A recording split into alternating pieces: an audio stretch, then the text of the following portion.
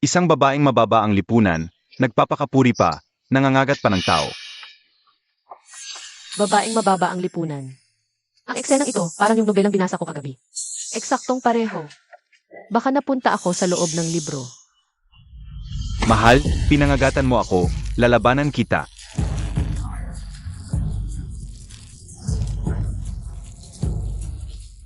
Ginoo, may mga tao sa labas. Babalikan kita, itali at itago siya.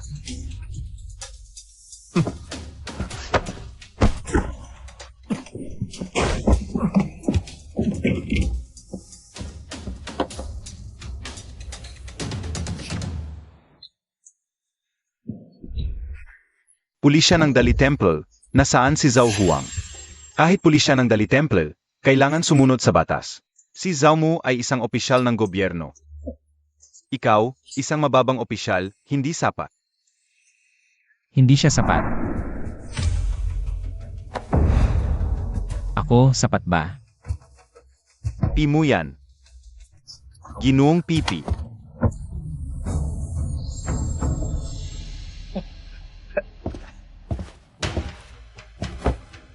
Si Pimo yan, yung baliw na opisyal sa libro. Ginoong Zhu, talaga bang hindi mo alam kung bakit ako narito? Hindi ko alam. Sa bakuran mo, Ginoong Zhu, maraming lihim ang nakabaon. Zhou Zhuang. Pinatay mo ang 6 na babae mula sa Kinyang County, may ebidensya. Ano ang paliwanag mo? Ginoong Pei, kahabagan. Ako, pinilit din ako. Pakiusap, Ginoong Pei, kahabagan. Ganito na lang magkasundo tayo. Isiwalat mo ang nasa likod nito. Bibigyan kita ng pagkakataon. Sineseryoso mo ba, Ginoo? Siyempre, Ang nag-utos sa akin ay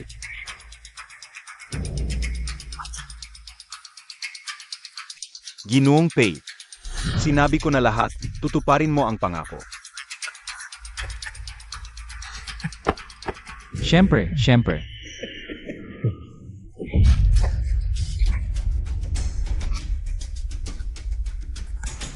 Nilabag mo ang usapan.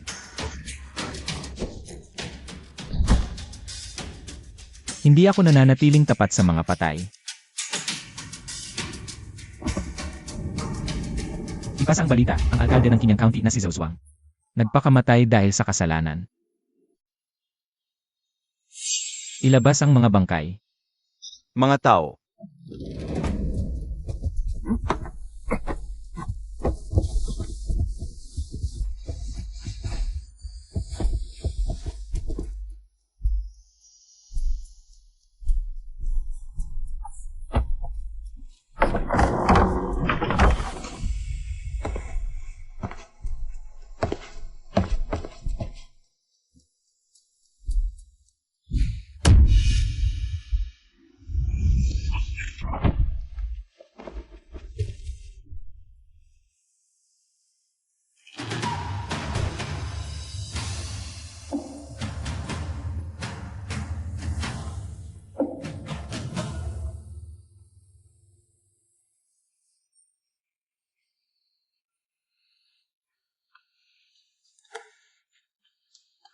Linisin ng maayos.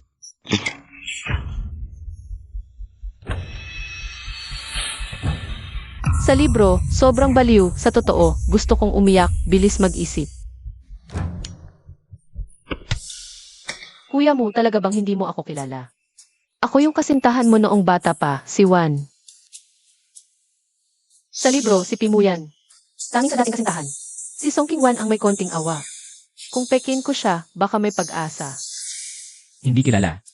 Mujej, ang mga Song at Pei ay matagal nang magkakaibigan. Mayroon pa nga tayong usapang pagsasama. Maganda ang kwento mo. Ngunit sa palagay mo, maniniwala ba ako? Ako talaga si Song King Wan. Naisahan ng aking ama at naapektuhan din kami ng aking ina.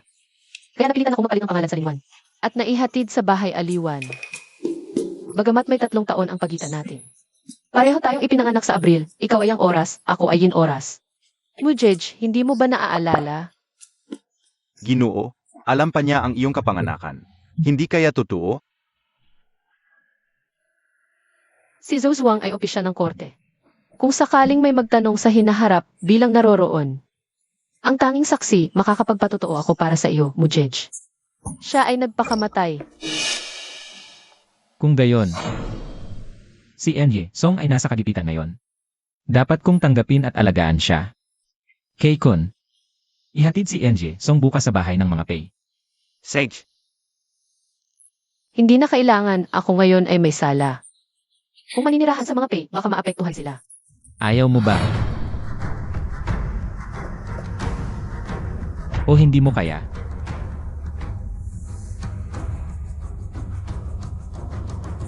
Baka ikaw ay may konsensya.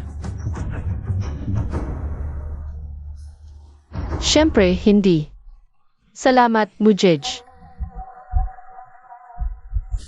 Dalhin siya. opo. Hindi na, ako na lang.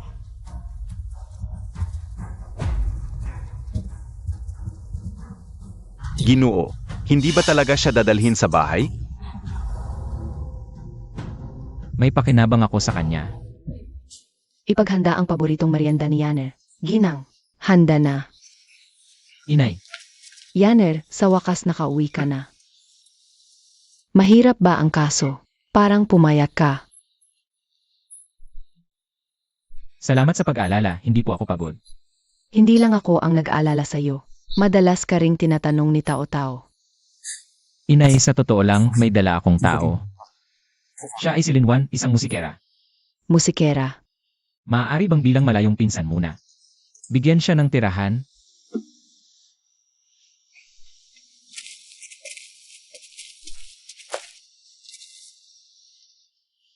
Talagang mayaman, malaking bahay para sa bisita, ang yaman. Salamat sa paghatid sa akin dito. Ginang Lin, sa palayok na yon, maraming goldfish ang inaalagaan. Talaga? Pupunta ako titingin. Wala naman dito.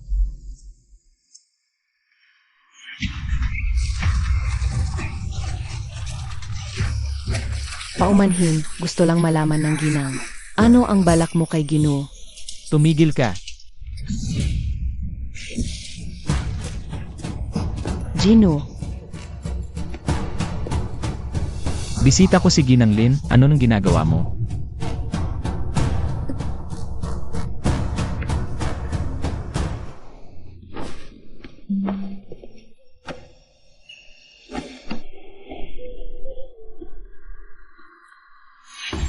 Ginoo, kanina'y aksidente kong itinulak si Ginang Lin. Sa palayok, hihingi ako ng tawad kay Ginang Lin. Pusang nagsasalita. Paumanhin, ginanglin, nagkukunwaring banal. Ano ang gusto mong gawin sa kanya? Ako, Enan, may kakaiba sa pangyayari, siguradong mailihim siya. Inililipat niya sa akin. Ang pagpapahirap sa iba. Hindi ako magpapaloko. Kung hindi sinasadya ng ina, hayaan mo na. Aalis na ako, hindi ko nagagambalain ang katahimikan mo. pinalaya mo lang siya. Baguhan lang ako dito at nakatira sa ibang bahay. Dapat maging mapagpatawad. Kanina, salamat sa tulong mo, kuya mo. Walang anuman. Kung kapatid ka ng pamilya Song, dapat kitang alagaan.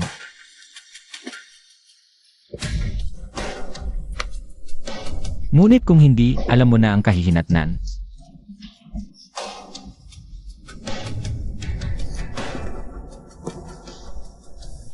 Dapat mong malaman kung ano ang mangyayari.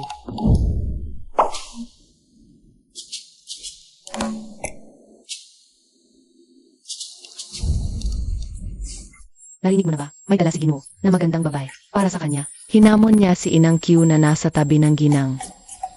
Pero sabi pinsan daw ni Ginoo, pinsan raw. Hindi ako naniniwala. Malamang kabit ni Ginoo. Totoo ba? Ganun ang narinig ko. Hindi kaya. Hindi ba't may kasunduan na si Ginoo at Ginangsu? Kung totoo ito, ano na ang mangyayari kay Ginangsu? Ano? May kasintahan pa si Pei mo yan? At nakatira dito sa bahay? Anak ng matalik na kaibigan ng ginang si Ginang Su. Maagang nawala ang magulang, kaya pinatira siya rito ng ginang. At ipinagkasundo kay Ginoo. Kasalanan ko, mahilig akong mag-skip ng kabanata sa pagbabasa ng nobela. Napakahalagang karakter. Hindi ko napansin. Ikaw si Linwan.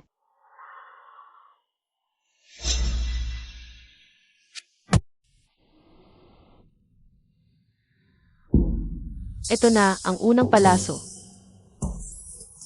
Ay dumating na agad. Ginang Su, sa totoo lang, iniligtas lang ako ni Ginoong Pei. Habang nag-imbestiga, huwag kang mag-alala. Itinuturing ko lang siyang tagapagligtas. Wala akong masamang hangarin. Si Kuya P ay napakagwapo. Hindi mo siya nagustuhan. Dapat ba siyang magustuhan? Atlin, tulungan mo na lang ako sa isang pagkakataong ito. Pumayag ka na sa kasal na ito para sa akin, ano? Sasabihin ko na sa'yo ang totoo. Ang kasal namin ni Kuya P ay pinagasunduan ni County Princess Roman. Pero wala akong nararamdamang pag-ibig sa kanya. At saka, madalas ako nga naginip nitong mga nakaraang araw sa panaginip. Pagkatapos naming ikasal ni Kuya P, ako'y malulunod, mahuhulog, mamamatay sa sakit, o masasaksak. Natatakot akong mamatay. Natatakot ka ba, Miss Su, na magkatotoo ang panaginip mo kaya gusto mong i-cancel ang kasal? Bakit hindi mo na lang sabihin ng direkta kay Madam? Maaga akong naulila at mabuti naman ang trato sa akin ni Madam. Kung dahil lang sa mga kakaibang panaginip na ito, ay gusto kong umatras sa kasal. Paano ko sasabihin? Pero kung si Kuya P ang umibig sa iba, iba na ang usapan. Hindi sa ayaw kitang tulungan, Miss Su. Paano ako magugustuhan ni Prince Pei? Mabuti na lang kung hindi niya ako patayin. Alam ko ang mga alalahanin mo, tutulungan kita ng palihim. Pagkatapos nito, kung ayaw mong pakasal sa prinsip, tutulungan kitang tumakas. Medyo delikado ito, sa tingin ko mas mabuti na lang. Kung hindi matuloy ang kasal na ito, hahatyan kita ng kalahati ng aking dot. Magkano ba ang dot mo? Hindi naman ganoon karami. 40 milyong tile. Deal. Ang ganda-ganda mo ngayong gabi, Miss, ano ba ang gagawin mo? Mangingisda.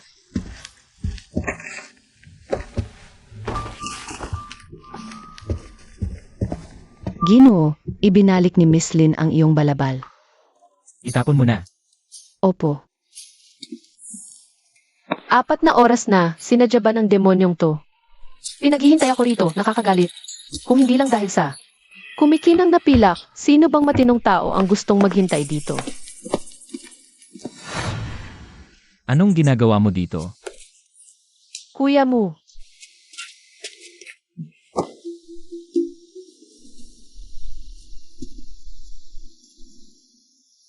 Naghihintay ako sa'yo. Bakit hindi ka nagpatalasta sa mga alila? Mukhang sinadya nga ng babaeng iyon. Yung kasambahay mo ang nagpahintay sa akin dito. Sige, ano ba ang kailangan mo? Narinig ko sa mga alila na mahilig ka sa ice cream na may tilapia. Kaya gumawa ako ng kaunti para sa'yo. Nandito ka lang para magbigay ng pagkain sa akin? Siyempre. Hindi. Sige, ano pa ba ang ibang layunin mo? Ako. Mahal kita.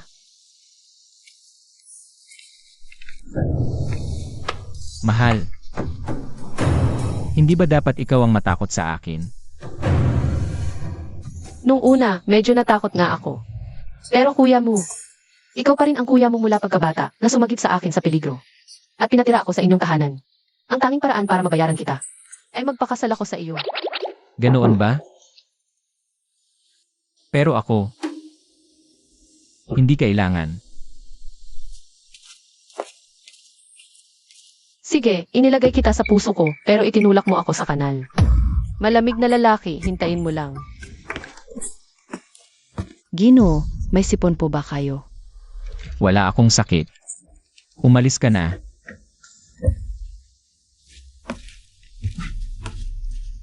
Humanap ng dahilan para mapaalis siya. At siya sa atin mo rin si Linwan. Opo, Ginoo. Bise, baka umalis na lang ako. Ngayon, napagkasunduan na ang kasal ni na kuya mo at Sumime. Kung pupunta pa ako roon, para akong napipilit kay kuya mo. Natuparin ang kasunduang pagpapakasal. Kahit na sa mga nakaraang taon, lagi kong iniisip si kuya mo. Ayoko namang mahirapan si kuya mo. Atlin, huwag kang magsabi ng ganyan. Kung hindi naghirap ang pamilya mo, ikaw sana ang ikakasal kay kuya mo ngayon. Sa sinabi mo, nahihiya na talaga ako. Baka, ikaw na lang ang makipag-ayos kay kuya mo. Pero, Vice, may tamang pagkakasunod-sunod naman. Si Atlin ang taong laging iniisip at pinapangarap ni kuya mo. Kaya matagal nang hindi natutuloy ang kasal namin. Bis. Sana po ay tulungan ninyo akong kanselahin ang kasal at ipagkaloob sa kanila. Para sa akin, si kuya mo ay parang buwan sa gabi. Mahal na mahal ko siya. Ay. Ganoon ba? Bakit hindi ko nakikita na napakalalim ng pagmamahal mo sa akin? Gabi na, niluluto ko ang sabaw para kay kuya mo. Malapit nang maluto, tara na sa kusina.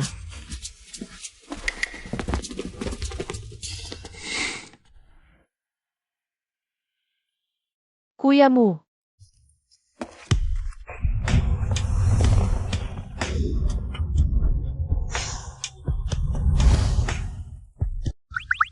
Linwan. Hating gabi na at malamig, bakit ganyan ang suot mo? Kuya mo, mahalaga ang bawat sandali sa gabi.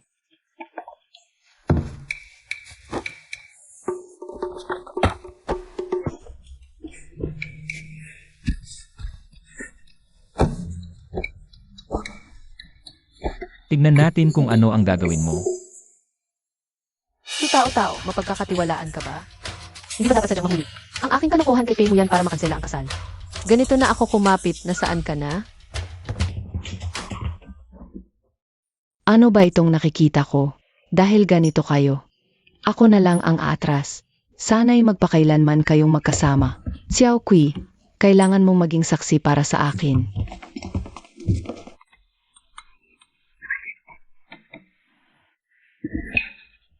Kuya mo, maganda ang gabi ngayon, uuwi na muna ako. Good night, good night. Good night. Interesting.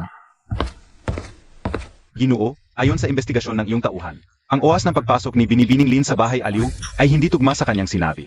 Nahulaan ko na noong araw ng pagbalik sa mansyon. Pero may isang bagay na hindi ko maintindihan.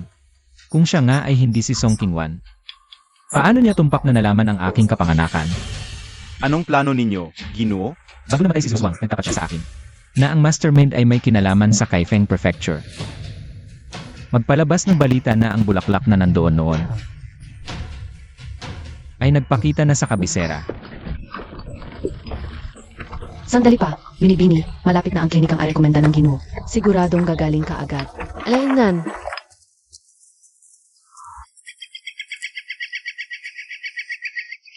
bakit parang liblib ito? Nakakabahala. Tama ang arekomenda ng Ginoo, huwag kang mag-alala. Mga binibini, kayo ba ang irekomenda ni Ginoong Pei? Pumasok muna ang binibini sa loob. Mainit pa ang gamot sa mesa. Inumin mo. Binibini, pwede ba akong tulungan maghakot ng gamot? Binibini. CJ. Sage.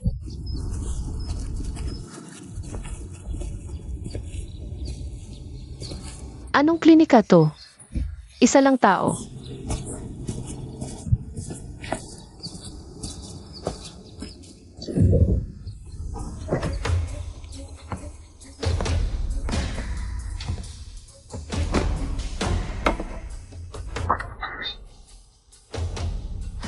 Sino ka? Huwag kang gagalaw. 6 na araw ang nakalipas. Nagkaroon ng insidente si Zhao Zhuang, ang hit ng kinyang. Saksi ka. Nagpakamatay ba siya? O pinatay? Para pala ito ang dahilan niya. Nagtetest ba si Pei mo yan sa akin? Nakita ko talaga si Ginoong Zhu na nagpakamatay dahil sa takot. Ganun ba? Mukhang nasa panig ka ni Pei mo yan.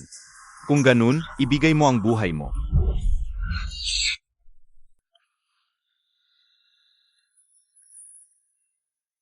Pei mo yan ka. Gusto mo pala akong patayin. Pinapunta mo pa si Kitao. Okay lang, okay lang. Maaalis na ako. Sayang lang ang 2 milyon ko.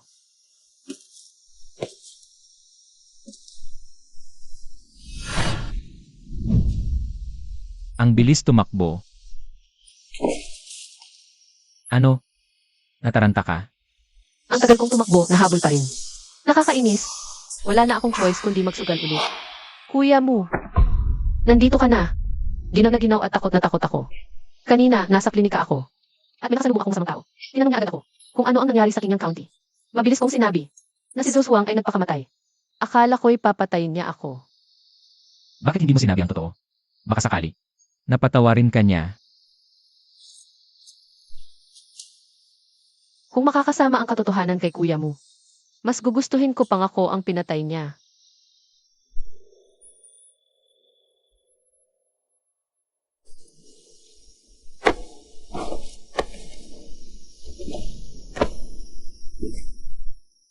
Huwag kang mag-alala yung nanakit sa'yo. Patay na. Patay na. Ako ang pumatay. Huwag kang mag-alala. Ako ang bahala. Salamat kuya mo. Tara na.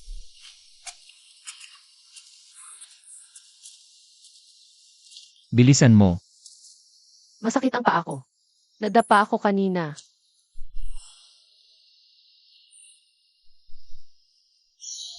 Munting gamit pang ibig.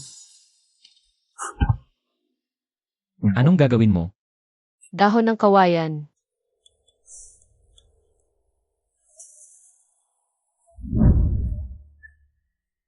Tungkol sa nangyari ngayong gabi. Galit ka ba sa akin? Muntik mo na akong ipadala sa kamatayan. Gusto kitang sakalin. Sinagip ako ni kuya mo, bakit ako magagalit sa'yo? Galit ka ba dahil nahuli akong dumating? Hindi. Mahal kita, kuya mo. Nandito ka para iligtas ako. Lalo lang kitang mamahalin. Kahit hindi ka dumating. Mahal pa rin kita.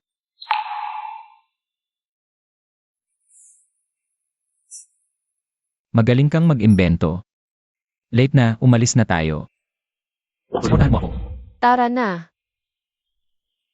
Kuya mo, ang ganda ng buwan ngayon.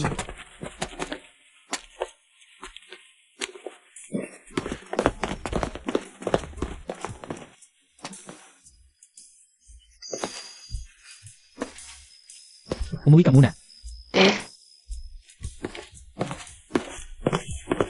Ginoo, talaga bang papayagan nating manatili siya rito? May sinabi ba siya? Tulad ng inaasahan ninyo, galing siya sa Kaifeng Prefecture. Matigas ang ulo. Ayaw magsalita. Huwag kang magmadali. Marami pang pagkakataon. Kanina sinabi ko kay Linwan na ayusin ko ang pagkakamali niya sa pagpatay.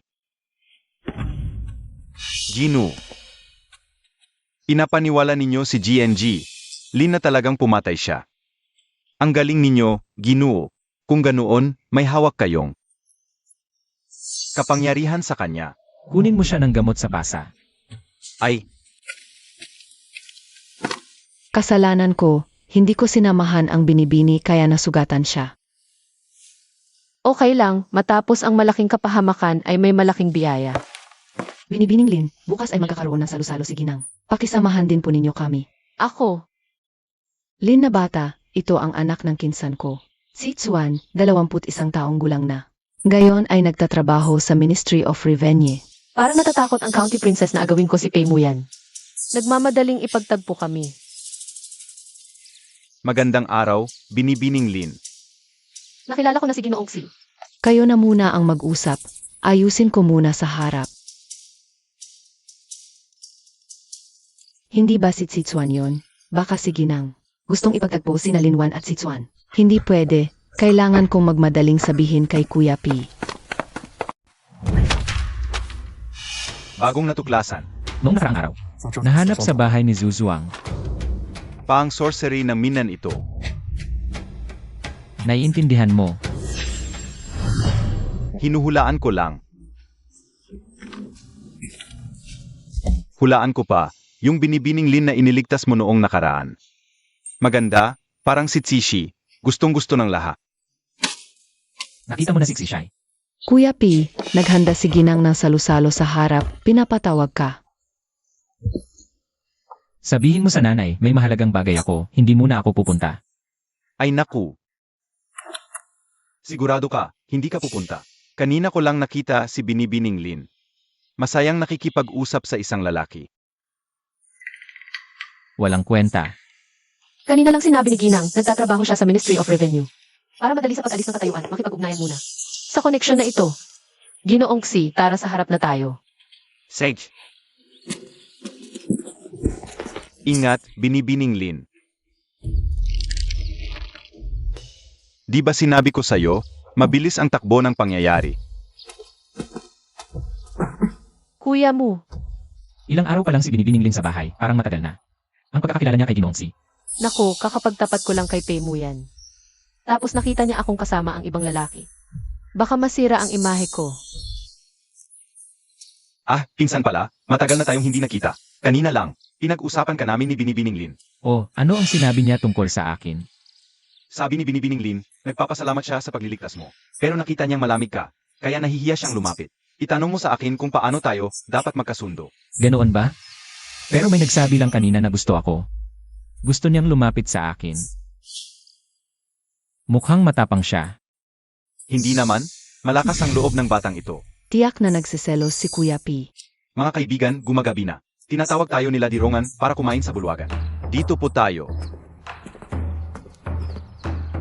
Bago kumain, magpatugog muna si Ronger. Para maaliw tayo. Handa ka na ba, Ronger? Balita ko, magaling si Miss Lin sa pipa mula pagkabata. Marunong ka siguro. Bakit hindi ikaw na lang ang tumugtog? Huwag na, baka maagawan ko ng atensyon si Miss Pei. Pemo yan, putangina mo. Ang dating may-ari ay isang babaeng entertainer. Paano ako matututo? Miss Lin, hindi mo ba igagalang ang Duke's Mansion? Kung gusto ni Mew, tutugtog ako.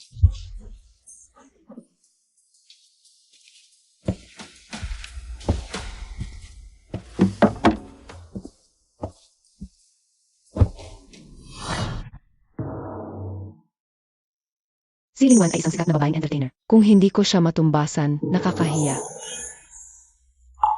Alam ko na. Magpapasaya ako sa inyo.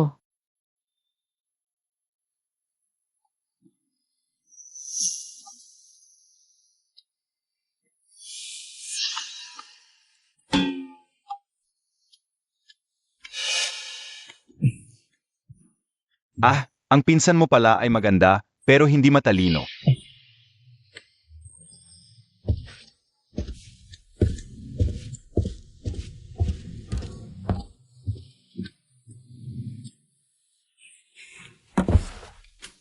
Matagal na akong hindi tumutugtog. Pasensya na sa mga pagkakamali. Hayaan ninyo akong magsimula at sirong na lang. Ang tumugtog para sa inyo.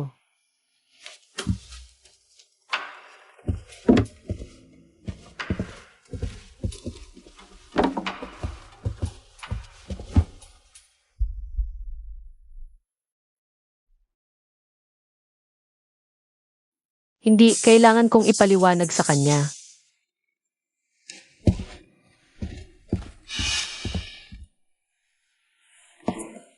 Kuya mo, Anong ginagawa mo rito? huwag kang magkamali sa nangyari kanina sa akin at kay Ginoong Xi. Ano bang dapat ikamali ko? Sila Dirongan ang nagutos. Naalagaan ko si Ginoong Xi, kaya hindi ako makahindi. Kaya nakipag-usap ako sa kanya sa balkonahe. At nahulog ako, kaya tinulungan niya ako. Kung utos ng ina mo, ginawa mo lang ang trabaho mo. Magaling ang pag-aalaga mo. Alam mong gusto kita. Kung hindi lang ako nakatira sa inyo. At nahihiyang tumanggi, bakit ako makikipag-usap? Sa ibang lalaki. Alam mo ba na ikakasal ako sa susunod na buwan? Alam ko. Mahal kita kahit walang pangalan. Gusto ko pa rin. Umalis ka dyan. Ang paraan ng blood silkworm. Naiintindihan mo ito? Eh, Nababasa mo ang nakasulat dito. Tingnan mo nga kung ano pa ang nakasulat. buti na lang, bago ako napunta dito, nag-aral ako ng sinaunang pagsulat. Totoo pala ang sinasabi na ang kaalaman ang nagbabago ng kapalaran. Ayon dito, kung makakalap ng 7 babae na ipinanganak sa Inhaw, At kunin ang dugo mula sa kanilang puso para gawing eliksir, makakamit ang immortalidad. At pagkabuhay na muli ng patay. Kaya ba namatay ang mga babaeng iyon ay may kinalaman sa ritual na ito? Tama nga ang hinala ko. Kaya ako dinala ni Pei mo yan pabalik. Dahil sa sinabi kong petsa ng kapanganakan, ay sakto sa kondisyon. Ginamit niya ako bilang pain para hulihin ang mas malaking isda. Kung kayang basahin ni Binibining Lin ang nilalaman nito, maaari bang kopyahin mo ito para sa akin? Isni, wala ka bang kamay? Gusto mo pa ng buhay ko? Tapos magpapagawa ka pa sa akin. Ang ipinagagawa ni kuya mo, gagawin ko. Sandali. Ano nangyari sa paa mo? Nadulas ako kanina. Kahit nahawakan ako ni Ginoong Si at hindi nasugatan. Naipit pa rin ito. Umuwi ka at magpahinga. Huwag nang gumala. At siguraduhin makopya mo agad. Sige, kuya mo. Heart. Ay naku, hindi ko inaasahan. Ang ating malamig at matigas na si Panginoon Pei, mayroon na palang nagugustuhan. Kailan po dumating ang kagalang-galang na prinsipe? Sakto lang, nakita ko ang eksena kanina. Pei King, ang tigas mo naman. Ang babae na iyon, ganoon na lang ang pagpapakita ng interes sa iyo. Pero wala ka pa ring pakialam. Kagalang-galang ako at si Linwan ay. Huwag mo nang ipaliwanag. Ang paliwanag ay pagtatakip. Parehong lalaki tayo. Naiintindihan ko. Sex, usapang trabaho. Dumating ako ngayon para itanong ang kaso sa Zhao Zhuang. Balita ko, may bagong ebidensya kang nakita, Pei King. Pinapakopya ko na kay Linwan ang salin. Kung totoo ang sinasabi ninyo kanina, kakaiba talaga ang kasong ito. Hindi natin hahayaang magtagumpay ang masamang kulam na ito. Bukod sa balat ng hayop na yon, may isa pang nakita si Dr. Zhang na kahina-hinala. Sinuri niya ang bangkay ni Zhu Zhuang. Si Zhuang ay hindi namatay sa saksak ko. Bago pa yon, lason na ang halos pumatay sa kanya. May ibang gustong agad siyang patayin. Tama. Batay sa salaysay ni Zhu Zhuang bago siya mamatay. Ang kasong ito ay maaaring may kinalaman sa Kaifeng Prefecture. Kaya po ba ng kagalang-galang na maghanap ng paraan para makapagsimula ang dali-tempo ng opisyal na investigasyon sa Kaifeng Prefecture? Mahirap gawin iyon. Pei King, sa ngayon, wala tayong ebidensya o saksi. Kahit ako, kailangang sumunod sa patakaran. Pero, kung may mahanap pa ang Dali Temple, Gagawin ko ang lahat ng makakaya ko.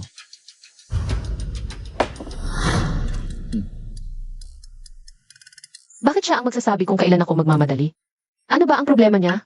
Hindi ka na magkukopi, miss. Hindi na. Biyaya ito sa 100 taon. Kailangan kong magaling na hawakan si Pei mo yan. 2 araw na, bakit wala pa si Linwan? Nagpadala ng kanyang salin? Baka naman. Nagpapakulo na naman ng gulo.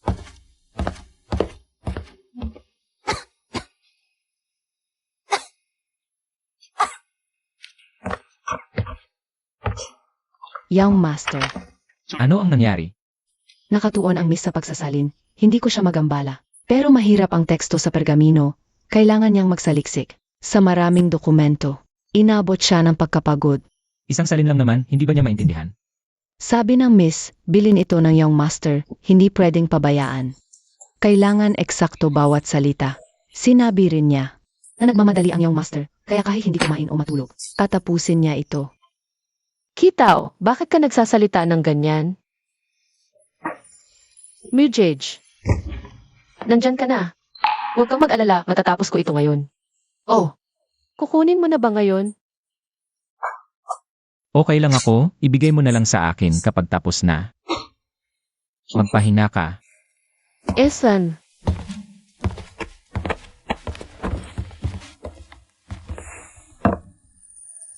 Ang galing ng plano mo, miss.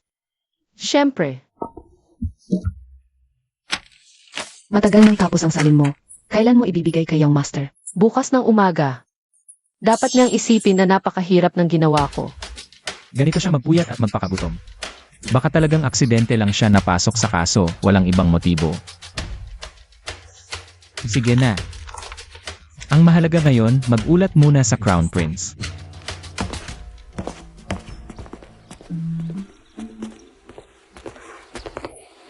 Miss, sinabi ko kay young master na may sakit ka.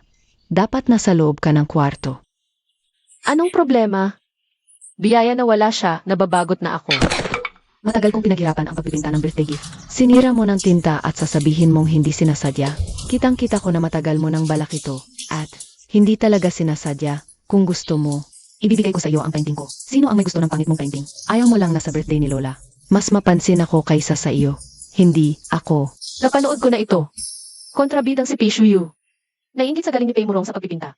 Sinasadya niyang sirain ang gawa nito at nagpapanggap na inosente. Binugbog ni Paymurong siya. Pero si Payuan ang nagulong kay Paymurong. Kaya hindi ito nakadalo sa birthday. Umuwi ka muna, susunod ako para iligtas ang dalaga. Kung hindi mo pa aminin, gusto mo bang sampalin kita? Binibining Lin, bakit mo ako hinahadlangan? Binibining kumalma ka muna.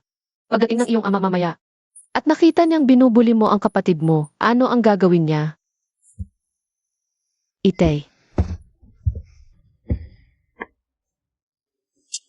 Narinig ko na.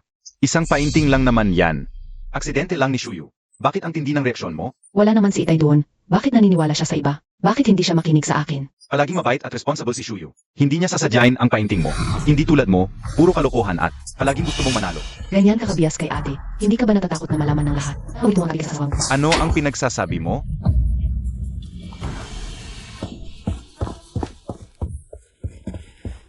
Shuyu, pasensya na sa nangyari. okay lang po ako, Itay. Ikaw ang dapat mag-ingat, huwag magalit ng sobra. Huwag mo nang pansinin ang kapatid mo. Ako na, ang bahala sa kanya. May gagawin pa ako. Alis muna ako. Wala naman akong ginawa kay Binibining Lin, di ba? Bakit ngayon? Nakikialam ka pa. Hinadlangan ko si Paymurong para hindi kanya masaktan. Tapos ako pa ang may kasalanan? Nagpapasalamat ako sa pagtulong mo, Binibining Lin, pero Mas mabuti kung asikasuhin mo na lang ang sarili mong buhay. narinig ko, ikakasal na si Kuya kay Binibining Su sa susunod na buwan. Ay, nanggugulo pa. Alam ko yan. Madalas akong pumunta sa bahay ni Binibining Su. Magkaibigan kami. Ganyan ka kasing sipsip kay Binibining Su. Gusto mo bang maging pangalawang asawa dito sa bahay? Ganyan ka magsalita, siguro dahil pangalawang asawa ang nanay mo. Kaya ganoon ang iniisip mo. Ang talas ng dila mo, Binibining Lin et. Hindi ako karapat dapat tawagin yan.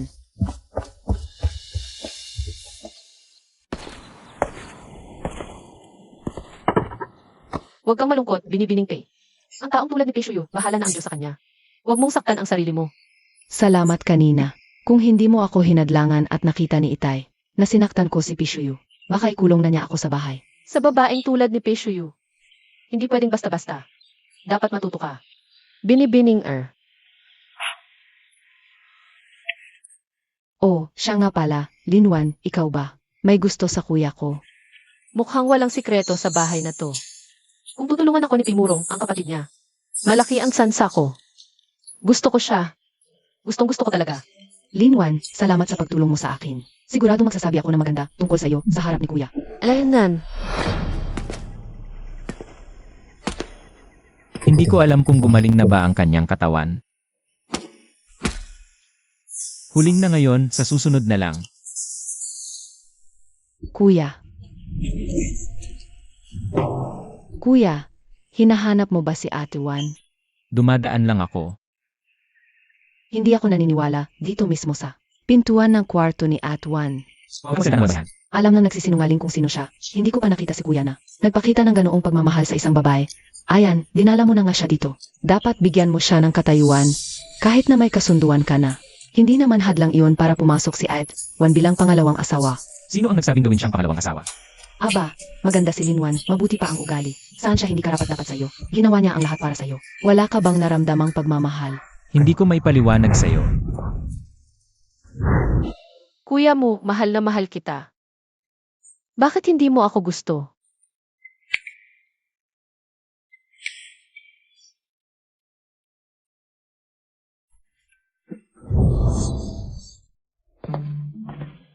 Ano ba talaga ang nangyayari sa akin? Paano ako nagkaroon ng ganoong panaginip? Ang sarap talaga ng pagkain sa Pay Residence, mas masarap pa kaysa sa mga in-order ko online. Kuya mo, bakit ka nandito sa kalagitnaan ng gabi? Hindi ka ba makatulog ng maayos? Mabuti naman ang tulog ko.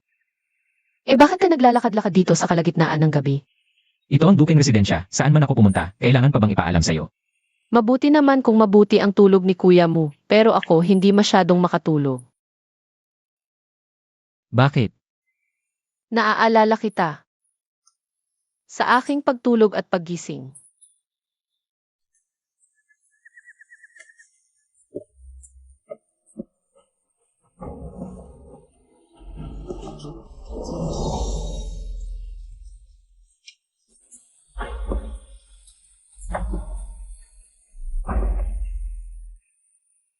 Linwan, palagi mo bang sinasabi ang mga salitang ito? Tunay ba ang iyong puso?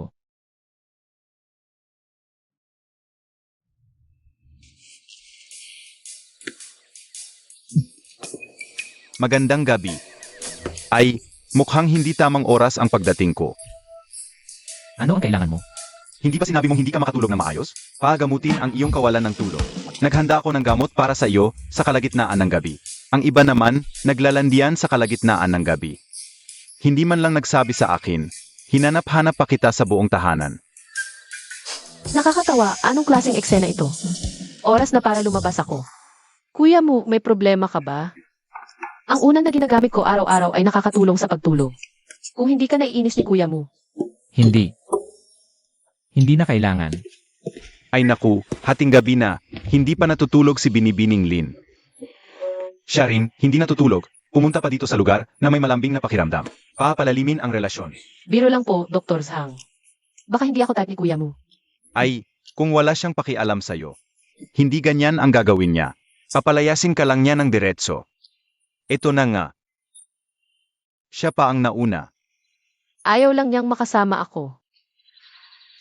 Maniwala ka sa akin, Binibining Lin, siguradong pasado ka. Ay naku, Kung may pag-asa, susundan ko na habang mainit-init pa. Ayan, malamig ang trato mo sa akin itong huli. Dahil ba sa babaeng iyon sa bahay aliwan? Nagkakamali pala ako. Akala ko iba ka sa ibang lalaki. Naengganyo ka rin pala sa mga babaeng ganyan. Babaeng ganyan? Ako ba ang sinasabi mo? Sino ang gusto ko o hindi? Anong kinalaman ni Prinsesa Pinyang? Siya si Prinsesa Pingyang. Siya yun, hindi napapansin ang pag-ibig niya. Ako ay, Noon sa lambak ng putol na talampas, magkasama tayo araw-gabi, nagtutulungan sa panganib. Nakalimutan mo na ba ang mga alaalang iyon? Ngayon, tinanggal ko na ang aking uniforme. Bumalik sa kabisera. Talaga bang hindi mo alam kung bakit? Hindi ko alam. Dahil gusto kita. nag-confess. Nag-confess. Bakit ako kinikilig? May dagdag na kalaban na naman sa pag-ibig. Alam mo ba kung bakit ko dinala ang babaeng iyon sa bahay aliwan? Sa aking tahanan, Siguradong ginamit ka niya. ang babaeng tinatawag mong ganyan. Ang taong gusto ko, Ano? Anong sinasabi niya? huwag kang magtago, lumabas ka.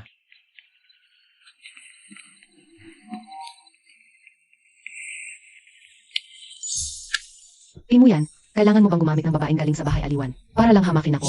Sinabi ko na kay Prinsesa Pinyang, wala ka sa puso ko. Di mo yan, maghintay ka. Anong klaseng tao yan? Ginamit ako para iwasan ang manliligaw, tapos itatapon pagkatapos. Bakit ka nandito? May dala akong pagkain, gusto ko lang ipatikim kay kuya mo. Huwag mong seryosohin ang sinabi ko kanina. Huwag kang mag-alala, kuya mo, alam ko ang lugar ko. Hindi ko isa sa puso. Kung hindi mo sineryoso, bakit ka umiiyak? Umiyak ka pa, pare. Di ba masakit sa mata pag may buhangin? Ang prinsesa Pinyang ay matapang at matalino. Isang babaeng bayani kahit hindi ako kasing galing. Gusto ko pa ring manatili sa tabi ni mo, alagaan siya. Mga babae talaga, palaging nagsiselos, umiiyak ng umiiyak. Nakakainis. Huwag kang umiyak, parang ako pa ang nanakit sa'yo. Di ba nga ako ang sinasaktan mo? Dito ka magtago, babalik ako agad.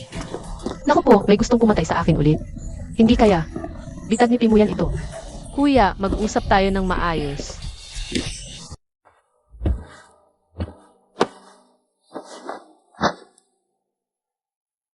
Sino ka ba? nakaligtas ka noong nakaraan, ngayon nahuli na kita. Wala tayong away, bakit mo ako pinag-initan? Wala tayong away, pero ang puso't dugo mo ay makakapagligtas ng buhay. Gusto mong gamitin ang ipinagbabawal na salamangka para magligtas. Huwag kang magreklamo pagkatapos mong mamatay. Mabubuhay ng maayos ang anak ko sa mundong ito para sa iyo. Six na. Kuya, maawa ka, hindi pa ako sawa sa buhay. Huwag mo akong hawakan.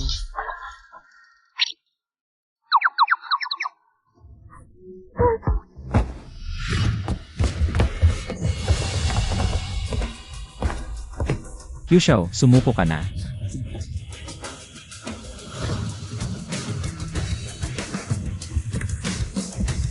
Di mo yan. Talagang sikat ang Dali Temple. 6 na babae sa kanyang county ang napatay. Ikaw ang nag-utos kay Zhao Zuang. Pang-7 na lang ang kulang kung makuha ko. Ang puso't dugo niya, mabubuhay ang anak ko. Ang mga salamangka na ito ay labag sa kalikasan. Dakpin si Kyushaw ng Kaifeng Prefecture. Hindi mo alam na spring knife ang hawak mo, mas mabuti pa. Ibigay mo na lang sa akin, ingat. Bakit totoo itong isa?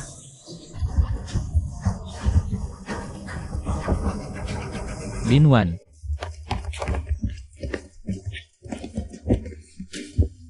Ano nangyari? kailangan mo siyang buhayin. Hoy, saan ka pupunta? Tatanungin ang bilanggo.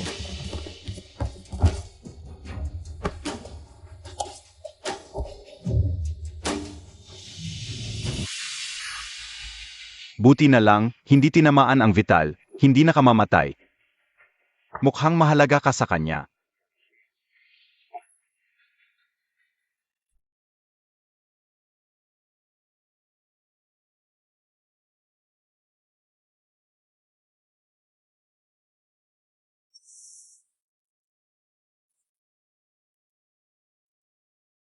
Hindi kaya nagbantay siya magdamag. Gising ka na. Okay na ako, huwag kang mag-alala. Bakit mo ako tinakpan? Nakita kong may panganib kaya hindi na ako nag-isip. Sumugod na lang, siguro dahil gusto na gusto kita. Susunod, hindi na ako gagawa ng kalokohan. Totoo ba ang sinabi mo? Totoo. Alam mo bang ang pagiging malupit, mabilis magdesisyon, at mabangis na walang awa? Ang tunay kong pagkatao. Hindi ka ba natatakot? Ang mga pinapatay ni kuya mo ay mga masasamang tao na karapat-dapat mamatay. Talagang iba ka sa kanila. Nahuli ko na si Kyushaw, tiyak na ibibigay ko ang hustisya. Para sa iyo at sa mga babaeng namatay. Magpahinga ka ng mabuti.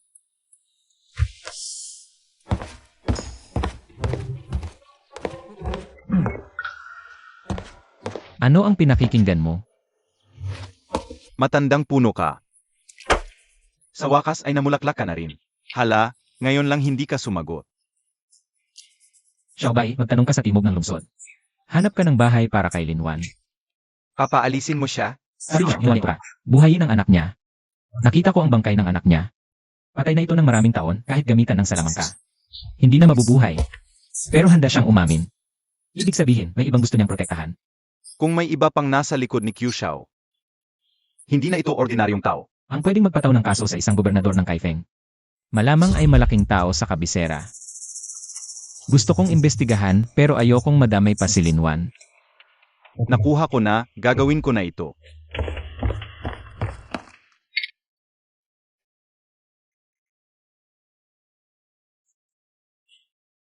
Ano na nangyayari? Parang wala kang gana. Binibini, parang narinig ko.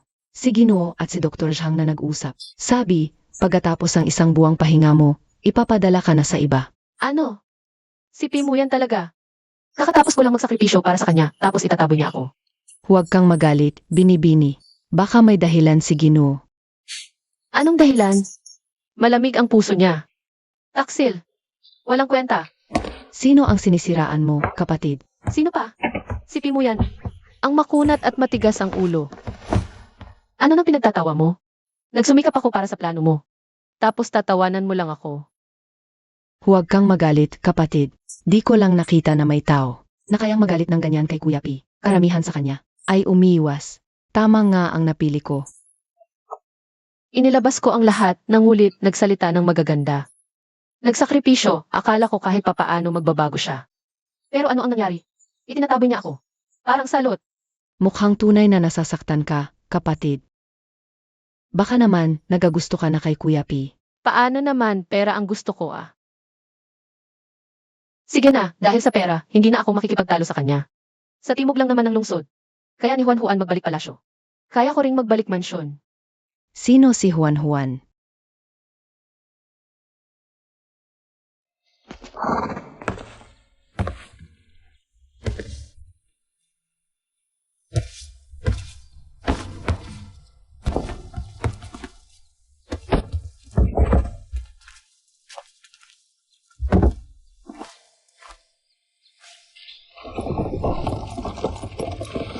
Kung ayaw mong bitawan, bakit hindi mo siya pinigilan?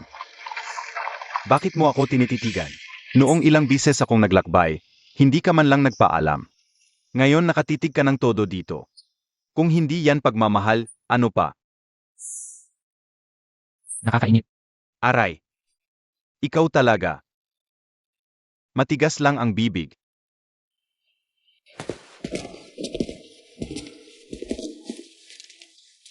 Maganda pala ang bakuran. Narinig ko ito ang Shizi. Ang nag-utos kay Yarjang pumili, sa tingin ko, pinapahalagahan ka pa rin ng anak. Sana nga. Binibining Lin. Ayong dalawa pala. Ano ang ginagawa ni Ixie dito? Taga-timog lungsod ako, may emergency sa pamilya. Bumalik ako para asikasuhin. Ikaw naman, Binibining Lin. Bakit ka napadpad sa maliit na lugar na ito? Nasugatan ako, maganda ang hangin at tubig sa timog lungsod. Kaya dito ako nagpagaling. Nasugatan ka? Saan?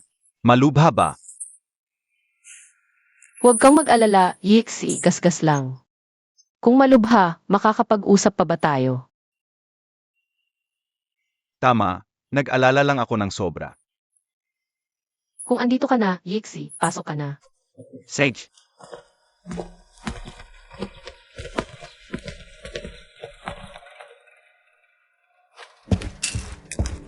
Bagong kaso, hindi kayang ayusin ng timog lungsod na yamen.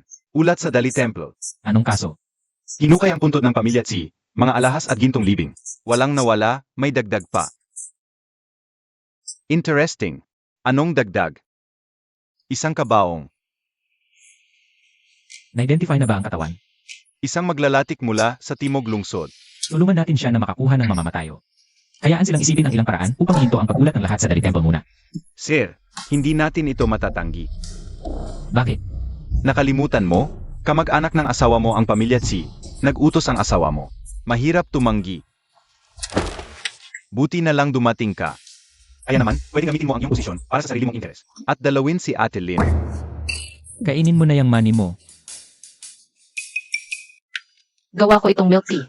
Tikman mo, Ixie. Nakakahiya naman. Huwag kang mahiya, Ixie.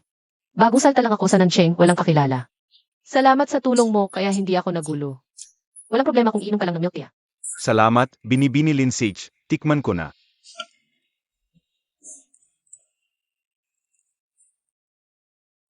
Masarap. Nga pala, noong huli, sinabi mong may problema sa pamilya mo, Ixie. Naayos na ba? Mahirap. Sa totoo lang, binibinilin ang Dali Temple. Ay mapapadala ng mga investigador sa mga araw na ito. Magpapadala sila? Sa palagay ko darating na sila sa mga susunod na araw. Si pay mo yan. Maraming tauhan ang Dali Temple. Hindi siya mismo darating. At kahit dumating siya, hindi niya ako dadalawin. Binibinilin, anong nangyari? Wala. Huwag na natin pag-usapan ang malungkot na bagay. Uminom tayo ng saa. Sage.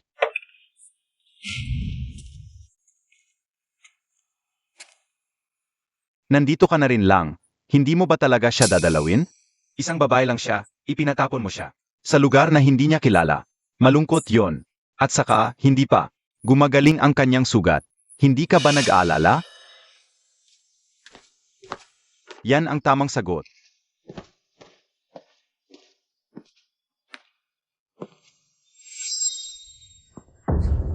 Pinsan. Kuya mo, bakit ka nandito? Mukhang maling oras ang pagdating ko. Kuya mo, sandali lang. Bakit aalis ka agad? Matagal na tayong hindi nagkita. Namimiss kita. Wala naman kaming malalim na relasyon ni Binibilin, hindi mo kailangang gawin yon. Galit ka ba sa akin at kay Iksi, kuya mo? Hindi ako ganoon ka-bored. Pero sa tingin ko, galit ka talaga. Marami siyang naitulong sa akin, Iksi. Nagpapasalamat ako. Kaya inanyayahan ko siyang kumain dito. Pero iba ka, kuya mo. Paano iba? Ang utang na loob kay Iksi, isang basong milk tea lang ang kapalit. Pero ang utang na loob sa iyo, kuya mo. Ibubuhos ko ang buong buhay ko para bayaran. Huwag kang magsalita ng pabiro. Kung pabiro man o hindi, ipapakita ko sa iyo, kuya mo. Pupunta na ako sa munisipyo.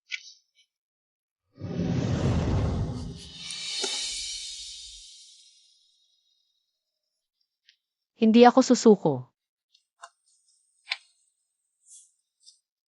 G-Pay, malayo ang biyahe mo. Pagod ka siguro. Paumanhin sa hindi magandang pagtangga. Kumusta na ang investigasyon sa kaso? May konting progreso. Ang patay ay yung may-ari ng gusaling iyon. Si Lidash Huang, yung nagtitinda ng kanin ng baboy.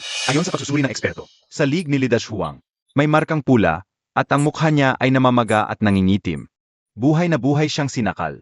Nahanap na ba ang pumatay? Pumunta talaga ako sa kanyang pwestong pagtitinda ng karne. Sabi ng ibang tindero sa paligid, mabait naman daw siya. Wala silang nakitang may gali sa kanya. Pero, teka. Huwag po kayong magmadali. Dati, may asawa si Lidash Huang. May anak silang babae. Pero hindi ko alam ang nangyari.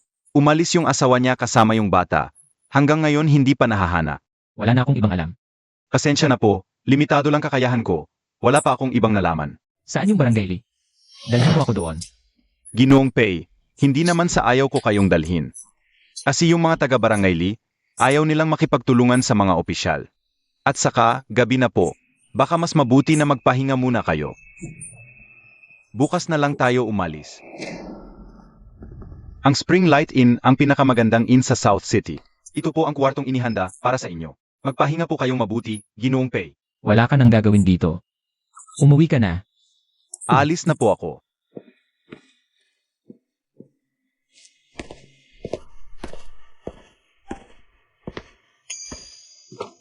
Kuya mo. Si Sancho ba yung nagsabi sa'yo? Na nandito ako. Kuya mo, wag mong sisihin si Dr. Zhang.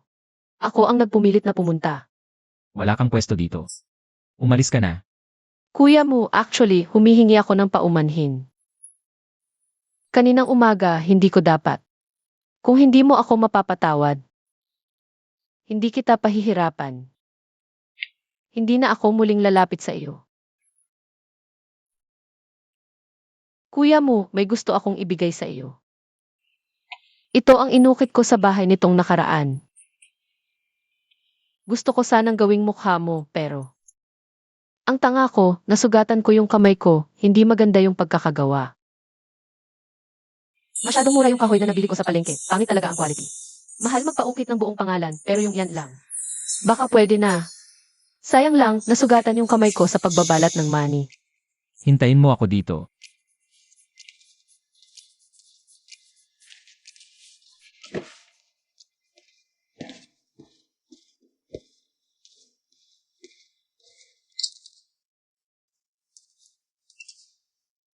Lalagyan ko ng gamot.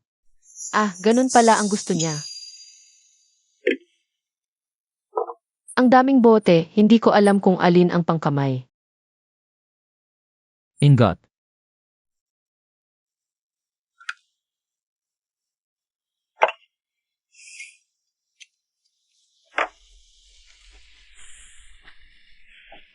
Wala akong magawang tama. Ayaw sa akin ni kuya mo. Nararapat lang. Hindi na ako makakaabala. Sa paningin ni kuya mo. Hindi kita kinasusuklaman. Kuya mo, may kahit konting pagtingin ba sa akin?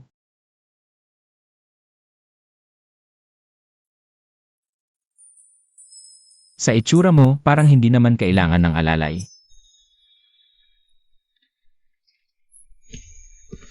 Huwag mo nang banggitin ang pag-uwi ko. Ibig sabihin, payag kang dito ako tumira. Medyo mayabang pala itong si Pimuyan.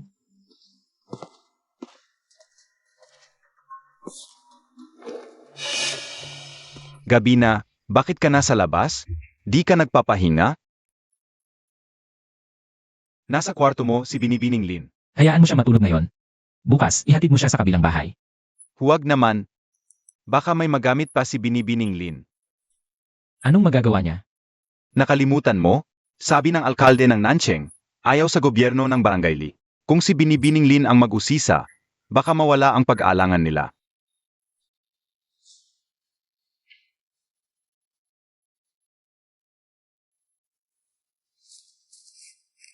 Binibining Lin, sa inyo po kami asa para magtanong. Huwag kayong mag-alala. Di ko bibigin si kuya mo.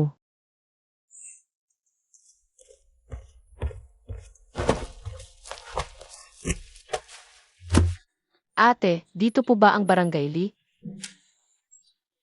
Sa totoo lang, naghahanap po ako ng asawa at anak ni Lida Shuang. Bakit mo hinahana? May utang sa amin ang pamilya Li. Namatay ang lolo ko. Wala kaming pambayad sa libing. Kung di mabayaran ang utang, baka mapilitan akong magpakamatay o magbenta ng sarili. Kawawa naman. Pero wala na sa Barangay Li ang buong pamilya. Bakit? Nung una pa, adik na sa sugal. Si Lida Shuang, muntik na niyang ipagbili ang anak para bayaran ang utang. Yung asawa niyang si Hunyu, laging nangungutang para sa kanya. Siya naman, panay ang pananakit. Eh bakit sabi nila tumakas? Ang asawa ni Lida Shuang kasama ang anak. Sa palengke mo narinig yan, no? Tumakas. Kalokohan. Mahilig magpakitang tao si Lida Shuang. Ayaw niyang malaman ng iba na may utang siya. Kaya sinisiraan niya ang asawa. Siya mismo ang may balak ipagbili ang anak. Pero ang asawa at anak ang sinisisi. Ganun pala. Kaya nung mamatay si Lida Shuang, masaya ang buong barangay. Alam naman namin. Konektado si Hunyu sa pagkamatay niya. Pero napakahirap ng buhay ni na Hunyu at ng anak niya. Kaya ayaw na naming isumbong sa autoridad. Ah,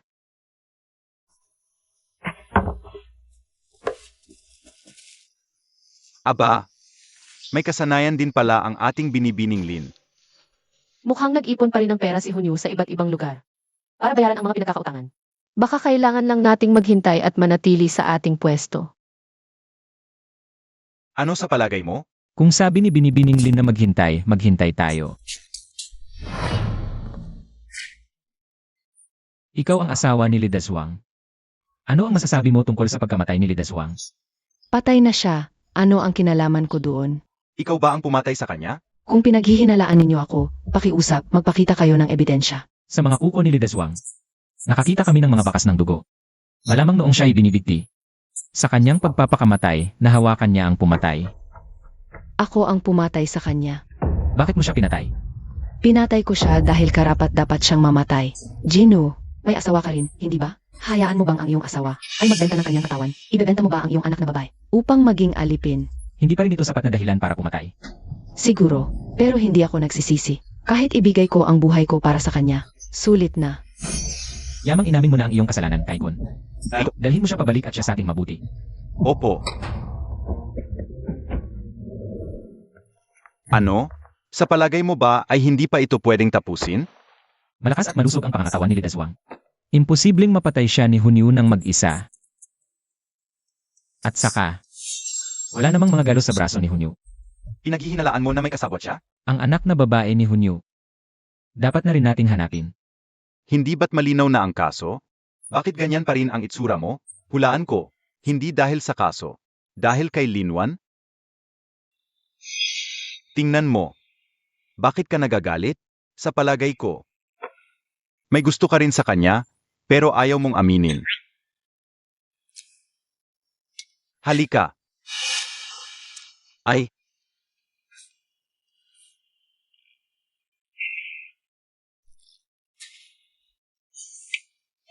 Nakalimutan mo na ba ang sinabi ko sa iyo noon? Ang taong tulad ko ay hindi karapat-dapat na magustuhan ng iba. At hindi rin karapat-dapat na magustuhan ng sinuman. mapanganib man ang tungkulin sa Dali Temple, mataas ang posisyon at malaki ang sweldo. Ang ibang tao, kung may katulad mong posisyon ngayon, masaya na sila. Ikaw, palagi kang nababahala. Pero may kutob ako. Ang kasong iyon ay makakaapekto sa maraming tao. Ang ibig mong sabihin, ang kaso sa Kaifeng Prefecture.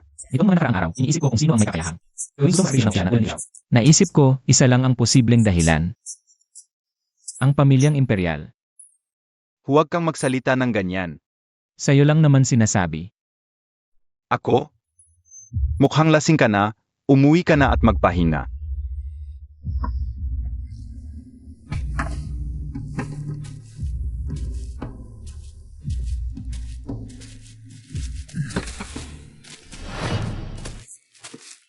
Binibining Lin. Narinig mo ba ang mga sinabi ko kanina? Huwag kang mag-alala, Dr. Zhang, hindi ko sasabihin sa iba. Hindi ang kaso ang tinutukoy ko, kundi ang nararamdaman. Pero huwag kang masyadong malungkot. Medyo matigas ang ulo ni Pei Erlang. Pero nag-alala lang siya na baka may masaktan sa mga mahal niya. Ano ang dapat kong gawin? Samantalahin mo ang sitwasyon at kunin mo siya. Ang ganda-ganda ng mukha, pero ang tigas naman. Ng puso. Sayang.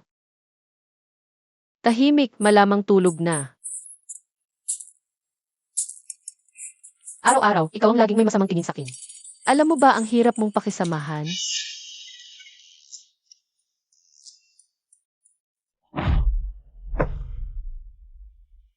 Bakit ikaw na naman ang nananaginip ko? Kuya mo, lasing ka na, pakawalan mo muna ako. Pinauwi na kita, bakit ka pa bumalik? Bumisita lang ako para tingnan kung maayos ang tulog mo, kuya mo. Maayos ang tulog ko. Pero nang dumating ka, nagulo na. Bakit? Sabi mo, gusto mo ako, di ba? Eh, Paano kung hindi ako yung nakikilala mo? Gusto mo pa rin ba ako? ikaw pa rin si kuya mo, ano man ang itsura mo. Gusto pa rin kita.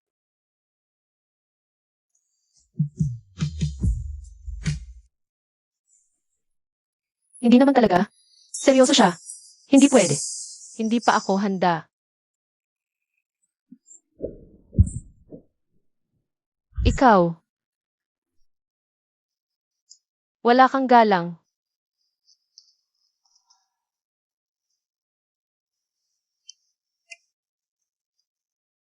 Bakit mas namamaga pa pagkatapos matulog? Siguro kagabi. Sobrang higpit ng halik ni Pei mo yan. Magandang umaga, Binibining Lin. Bakit mo tinatakpan ang bibig mo? Wala, mainit lang ang pakiramdam ko. Ingnan nga kita. Wag na, hindi na kailangan. Ang mga ito, bakit pa ang lahat may mali? Ikaw ba'y multo? Kailan ka lumabas sa kwarto? Tatanungin kita, may pumasok ba sa kwarto ko kagabi? Wala. Sinong maglalakas loob na pumasok sa kwarto mo? Eh bakit may bukol ang batok ko? Ikaw mismo ang nakabunggo niyan sigurado. May nalalaman ka ba? Yun kasi. Ginoo, nandito na ang anak ni Hunyo. Xiaolian, nakikiusap ako. Patawarin niyo po ang aking ina. Huwag niyo po siyang parusahan ng kamatayan. Ginawa lang niya yon para iligtas ako. Ililigtas ka. Sugalero ang aking ama kapag natalo siya. Sinasaktan niya kami ng aking ina para mabayaran ang utang niya. Maraming utang ang ina ko. Pero hindi pa rin siya nagbago. Gusto pa niyang ipagbili ako sa pugad para kumita. Noong araw na yon, nagbanta akong aireklamo siya sa otoridad. Pero kumuha siya ng kutsilyo at sinubukan akong patayin. Kaya para iligtas ka, pinatay ng ina mo ang ama mo. Hindi. Wala itong kinalaman sa aking ina. Ako ang pumatay sa kanya. Kung hindi kayo naniniwala, tingnan niyo po. Ito ang mga gasgas na naiwan sa akin nang sinakal ko siya. Ito ang patunay na ako ang pumatay. Ginoo, ako lang ang may kagagawan nito. Ang aking ina, para lang protektahan ako, kaya nagsinungaling. Pakiusap, patawarin niyo po ang aking ina. Dalhin na. Pakiusap, patawarin niyo po ang aking ina. Sandali lang. Anong ginagawa mo rito? Pwede bang pabawasan ang parusa? Pumatay sila ng tao. Alam ko. Pero napilitan lang sila, di ba? Nagtatanggol lang sila sa sarili, hindi nila sadya ang pumatay. Hindi tumatanggap ng dahilan ang batas. Kapag pumatay, dapat panagutan. Lin Wan. lumampas ka na.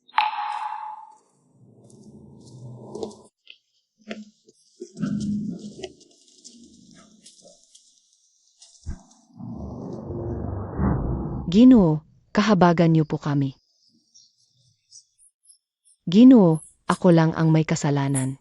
Kung nailigtas ko lang agad si Xiao Lian, hindi sana kami napunta sa ganitong sitwasyon. Hindi po, Ginoo, hindi ganyan. Wala itong kinalaman sa aking ina. Ako ang pumatay. Tama na. Ang mga gasgas sa kamay ni Xiao Lian. Kung sa mga makuha nila. Isang batang babae lang siya, saan siya kukuha ng lakas? Para patayin ng isang lalaking may sapat na gulang. Dito. Siguradong may tulong ka, Hunyo. Kayo ay magkakasabwat. Ayon sa batas ng aming dinastya, dapat ay pugutan ng ulo. Ginoo, nakikiusap ako. Hayaan ninyong ako na lang ang mananagot dito. Si Xiao Lian ay isang bata pa lamang. Hindi dapat masira ang kanyang buhay dahil dito. Ginoo. Alam mo na ang kahihinatnan ng pagpatay, bakit mo pa ginawa?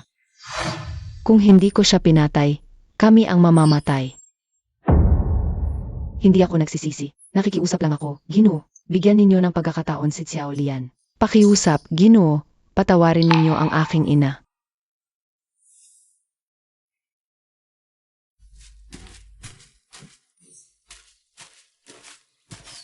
Nasaan si Pei Elang?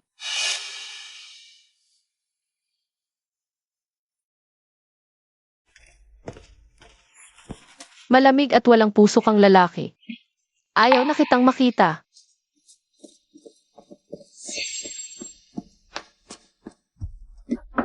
Ayaw na kitang makita.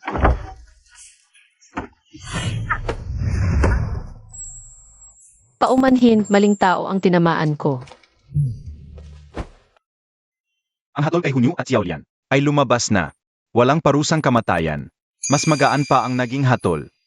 Si Pei lang naman, hindi naman talaga siya malamig at walang puso. Nakita rin niya ang hirap sa sitwasyon. Subalit, dahil siya ay nasa posisyon, kailangan niyang mag-isip ng mabuti sa bawat desisyon. Nagkamali ako sa kanya. Nasaan na siya? Gusto sana niyang makipag-usap sa iyo, ngunit matigas ang iyong paninindigan. Kaya umalis na muna siya. Magpahinga ka ng mabuti. Bukas, aalis na kami.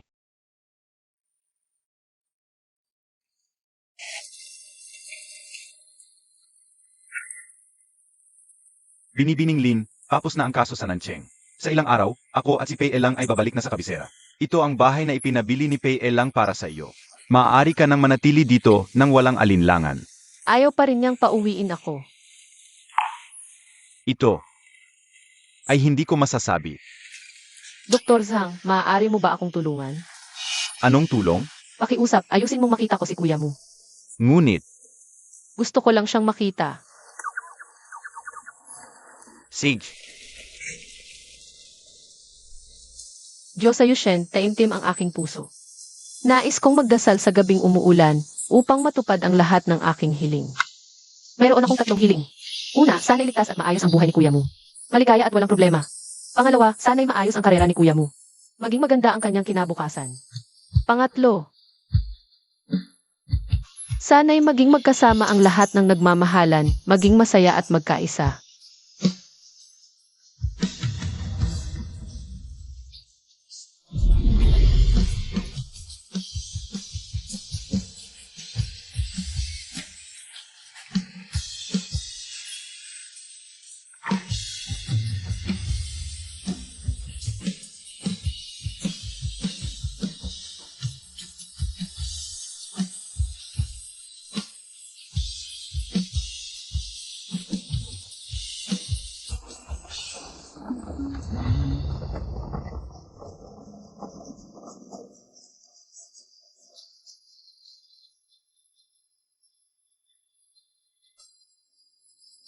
Hindi pa ganap na gumagaling ang sugat.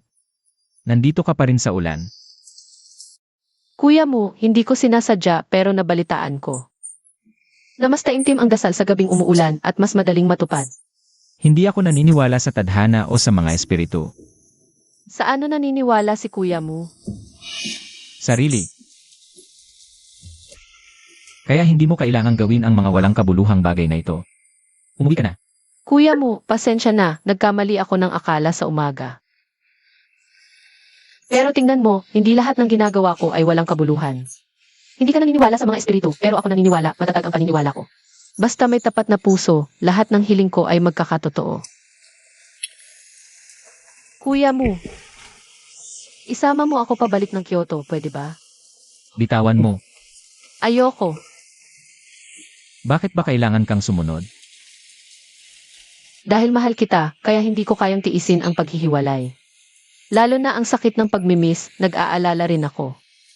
Kapag wala ako sa tabi mo, mapanganib ang kalagayan mo. Wala nang magtatanggol sa iyo.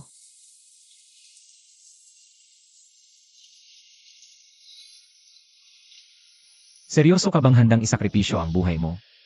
Para lang sa akin? Handa ako. Umuwi ka at magpalit ng damit. Ibig sabihin ba ni kuya mo, isasama niya ako sa Kyoto? Kalahating sandali lang ang ibibigay ko sa'yo.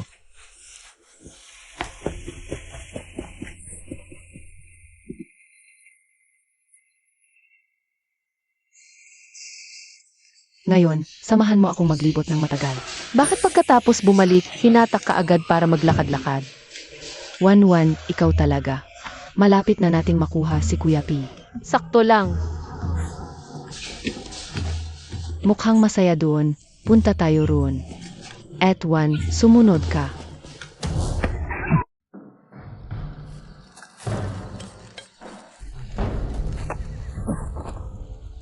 Diyos ko, kailan kaya? Matatakasan ko ang kapalaran na mabihag. Alam mo ba kung bakit kita binihag? May nagbayad para sa buhay mo. Magkano ang binayad sa iyo? Doble ang ibibigay ko, pakawalan mo ako. Pwede ba? Akala mo ba pera lang ito? Yung nagbayad para sa buhay mo ay may malakas na koneksyon. Hindi namin kayang pagalitan. Par. Sindihan, Sage. Kuya, pag-usapan natin, patawarin mo ako.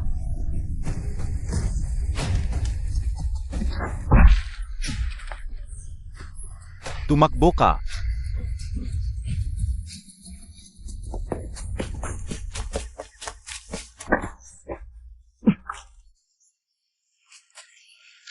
Ayos ka lang ba? Nasugatan ka ba? May masakit ba? Bakit ka lumabas at nagpalipat-lipat? Dapat nasa bahay ka lang. Ako, para lang sa mga kaibigan ko.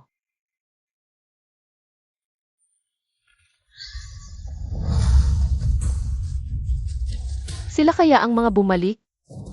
Hindi si Keikon.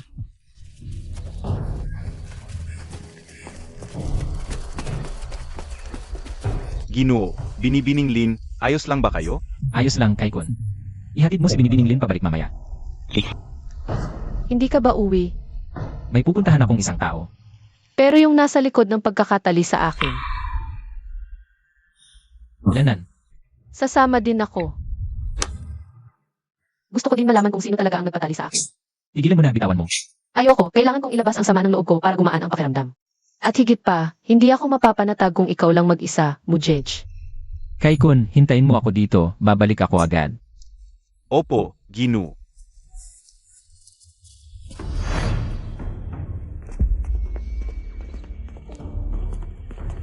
Ikaw nga. Ayan, nahulaan mong ako kaya ka bumalik. Para hanapin ako. Hindi ako pumunta para makita ka, para babalaan ka. Huwag mo na siyang galawin. Kung hindi, kukunin ko ang buhay mo. Kung hindi dahil kay Ayan, nagtatago ka sa akin. Bakit pa ako gagawa ng ganitong paraan? Ang nangyari sa Duanyagu, talaga bang hindi mo naalala? Kung wala kang interes sa akin noon, bakit mo pa isinakripisyo ang sarili mo para iligtas ako? Yung nagbuhat sa'yo palabas ng kuweba, hindi ako yun. Si Zhang Xiaobay yun. Ayan, akala mo ba maniniwala ako sa sinabi mo? Maniwala ka o hindi, sinasabi ko sa'yo. Huwag mo nang gawin ang mga bagay na ikaw lang ang nahihiya. Hindi mo yan, akala mo ba ang tunay kong nararamdaman ay pwedeng paglaruan? Huwag mong saktan si Mujej. Ano ka ba? Ang usapan namin ni Ayan, kailan ka naging kasali? Commander, sa araw-araw, iginagalang ko ang mga babaeng general na tulad mo, na nakikipagdigma sa larangan. Pero kung patuloy kang magkakagusto kay Mujej, talagang wala ka ng paggalang. Babay, naniniwala ka bang papatayin kita ngayon? Para sa kanya, determinado ka talagang makipaglaban sa akin. Sinabihan na kita, huwag mo na siyang galawin. Kung gusto ko siyang galawin, papatayin mo ba ako? Akala mo ba talaga hindi kita kayang patayin? Mujej,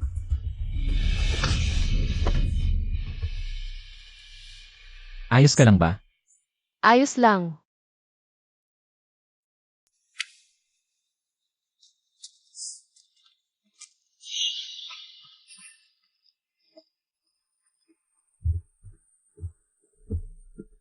Mujej, nakarating na ako, pwede mo nang bitawan.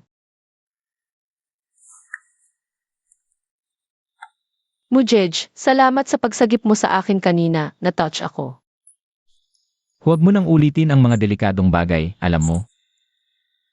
Delikadong bagay? Yung pagharap ko sa harap mo kanina. Si Zhao Changning ay nasa larangan ng digmaan. Manggugulo na mandirigma. Anong ibibigay mo para pigilan siya? Makakasakit ka lang sa sarili mo nito.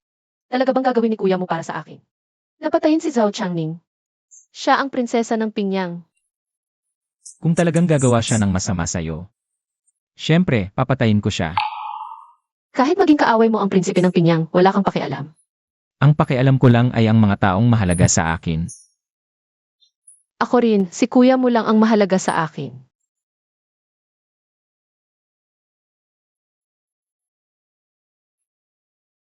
Linwan, huling tanong ko na ito sa'yo.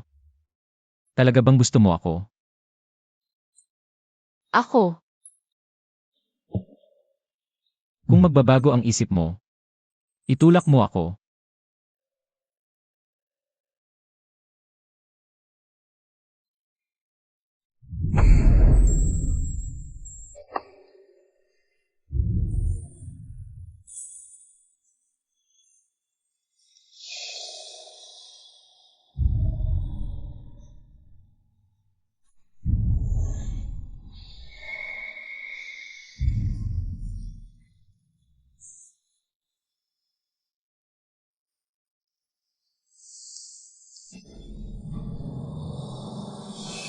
Wanwan, hindi mo ako itinulak kanina.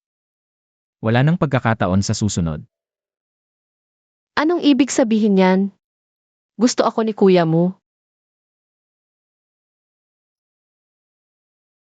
Hindi ba yan ang palagi mong inaasam? Pero may ilang bagay na kailangan kong sabihin ng maaga. Pinaka-naiinis ako sa mga nagsisinungaling sa akin. Kapag nagsimula na ang relasyon nating dalawa, hindi ko papayagan na magkaroon ng anumang pagbabago ng isip. Ano yan? Natakot ka? O talaga bang may tinatago ka sa akin? Wawala. Kaya nagbabago na ba ang isip mo sa pagsasama natin? Paano naman? Mahal ko si kuya mo, masaya pa nga ako. Paano ako magbabago ng isip? Mabuti naman. Maaga na. Magpahinga ka na.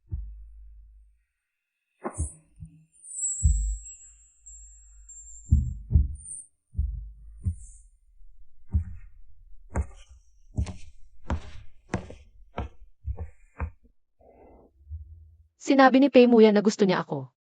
Gusto niya ako, talagang nagustuhan niya ako. Hindi ba yan ang palagi mong layunin, Binibini? Ngayon, bakit ka pa nag-aalala? Ganoon din ang iniisip ko dati. Pero iba na ang panahon ngayon. Akala ko dati. Hindi madaling makuha ang kanyang tunay na puso, ngunit hindi ko inakala. Nakusang ilalabas niya ang kanyang puso at darating sa harap ko. Kung kukunin ko ang dote at tatakas, parang masyadong. Nag-aalala ka bang masasaktan mo ang Ginoo? Binibini, nilagay mo na rin ba ang Ginoo sa puso mo? Ako, Kapag mahalaga sa'yo ang isang tao, mag-aalala ka. Kung masasaktan siya, Binibini, nagustuhan mo na rin ang Ginoo, di ba? nagustuhan ko na siya. Sumunod ka sa akin. Tara na.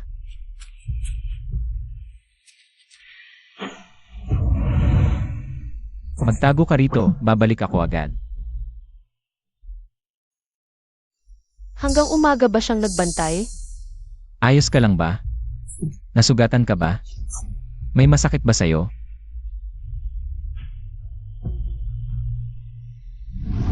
Wala na, paano na ako makakaalis ng matiwasay?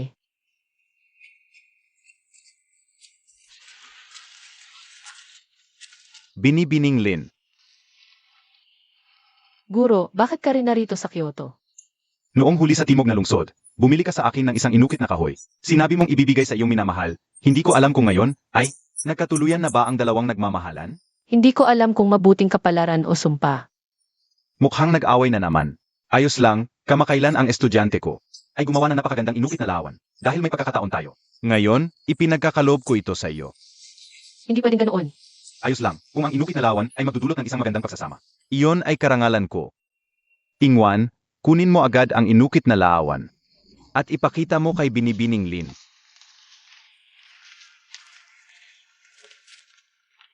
King Wan, Ang apelido ko ay Song. Song Qingwan ang pangalan ko. siya ang nasa aklat. Ang tunay na Song King Wan. Binibining Lin, gusto mo ba ang inukit na kahoy na ito? Kung hindi mo gusto, may iba pa ako. Ikaw si Song King Wan? Kilala mo ba? Si Pei Mu yan, ang prinsipe ng Dukeng Pei. Paano mo nalaman ang tungkol sa akin at kay Kuya Pi? Pumunta ka ba rito sa kabisera para hanapin siya? Inakusahan ang aking ama, namatay ang aking ina sa lungkot. Gusto kong malaman ang katotohanan at ibalik ang dangal ng aking ama. Ngunit walang paraan, kaya pumunta ako sa Kyoto. Ngunit ang Dukeng Pi ay napakataas ng peder, ilang beses na akong pumunta. Palagi akong pinaalis. Siyempre, hindi siya papapasukin sa Dukeng Pei. Akala nila lahat. Ako ang tunay na Song King Wan. At isipin lang nila na ang tunay na Song King Wan ay isang manloloko. Kasalanan ko ito. Matutulungan kitang makapasok para makiusap sa kanya, ngunit hindi ngayon. Hihintayin mo ba ako? Kung matutulungan mo ako, Binibining Lin, lubos akong nagpapasalamat. Huwag, dapat ko namang gawin iyon.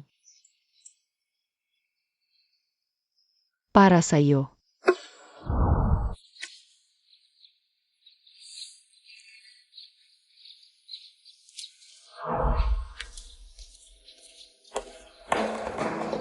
Kung sasabihin ko ngayon kay Pei Mu yan, magugustuhan pa kaya niya ako.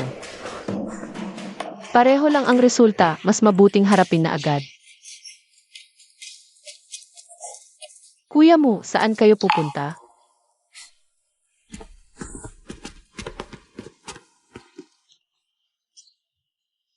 May kaso sa labas ng Kyoto, kailangan kong pumunta. Babalik ako sa loob ng kalahating buwan. Hintayin mo ako. Kuya Mu, may sasabihin ako sa iyo.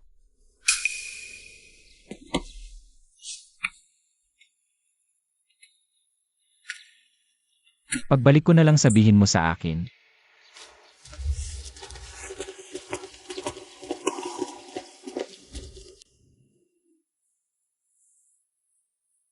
Ano na ang gagawin ko?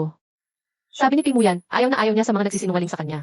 Kung malaman niya na hindi ako si Song King Wan, baka suklam na rin siya sa akin.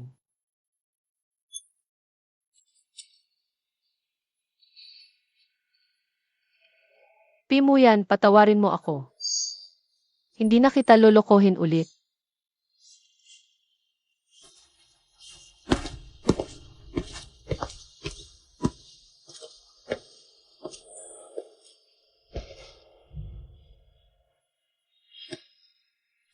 Paalam na, Gugong Few. Binibining Lin. Pagkalipas ng kalahating buwan, dalhin mo ang sulat na ito. At pumunta ka sa Gugong Fu para kay Pei Mu yan, tatanggapin ka niya. Hoy, sandali. Binibining Lin, kilala mo ba si Kuya Pi? Nakasagabal ba ang pagdating ko sa inyong relasyon? Hindi ako ang may kasalanan sa iyo at sa kanya. Ngayong nakabalik ka na, panahon na para umalis ako. Kung sakaling gusto kitang makita sa hinaharap, saan kita hahanapin? Baka gusto ka rin makita ni Kuya Pi. Hindi na niya siguro ako gustong makita.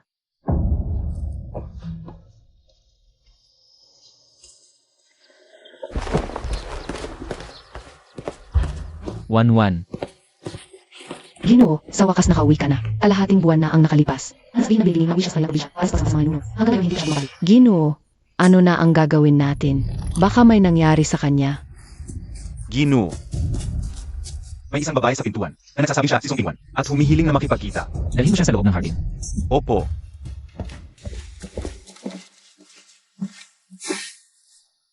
Ako po si Song Tingwan, nakikipagkita kay Pi Shizi. Ikaw ang tunay na Song King Wan. Opo.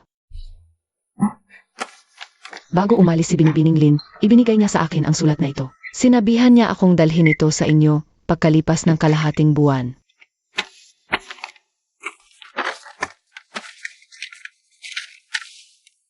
Kapag nabasa mo ang sulat na ito, para na rin nakita mo ako. Hindi ako karapat-dapat sa iyo. Inilihim ko ang aking tunay na pagkatao at dinaya ang iyong pagmamahal. Alam kong mabigat ang aking kasalanan at wala akong mukhang maiharap sa iyo. Lalo na, ayaw kong masayang ang iyong buhay dahil sa akin. Sana'y patawarin mo ang aking pag-alis na walang paalam. Labis ang aking pagsisisi, kaya't ang tanging lunas ay ang lumayo at huwag na tayong magkita pa. Sana'y maging maayos ang iyong buhay.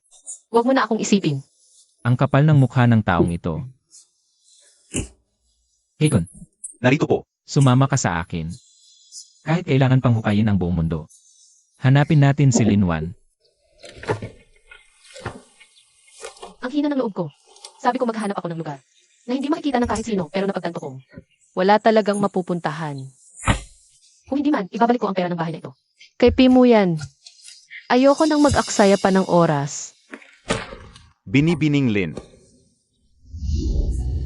Ikaw nga talaga, Binibining Lin. Hindi ba? Kasama mo si Pei, ang apo ng prinsip, sa kanilang tirahan? Bakit ka nandito? Mahaba ang kwento nito.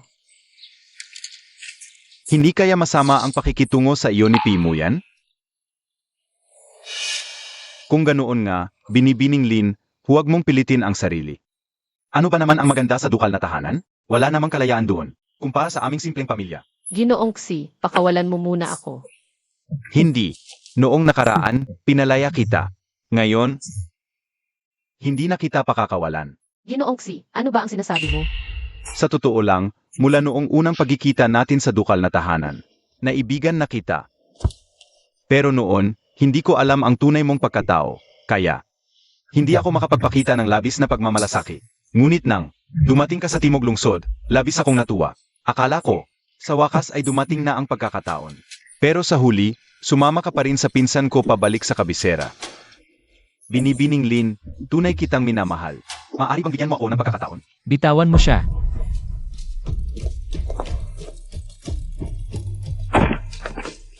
Si Linwan ay aking kasintahan. Ginoong Xi, huwag mo nang sayangin ang iyong pag-asa.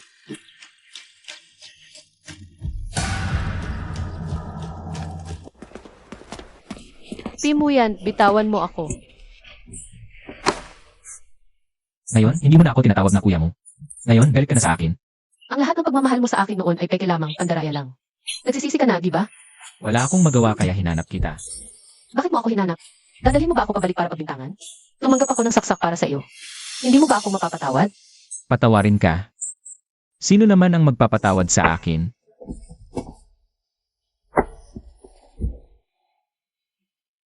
Linwan, hindi ba't sinabi ko sa'yo kapag tayo'y nagsimula? Hindi na maaaring magkaroon ng pagbabago ng isip. Ikaw ang nagsabi noon, hindi naman ako sumang-ayon. Kaya, para lang mailigtas ang sarili mo, dinaya mo ako. Wala bang kahit kaunting pagmamahal sa puso mo para sa akin? Ako, Huwag ka nang magdalawang isip. May pagmamahal ka sa akin, kaya ka nag-aatubili, di ba? Kung ganoon, bakit ka umalis noon? sinabi mo, kinamumuhian mo ang mga taong nandadaya sa iyo. Paumanhin, Pimu yan. Nandaya ako sa iyo. Akala mo ba talagang nadaya mo ako? Ano ang ibig mong sabihin? Alam ko na yan noon pa. Hindi ka si Song Qingwan. Ano? Si Lin Wan man. O si Song Qingwan. Ikaw lang. Ang gusto ko,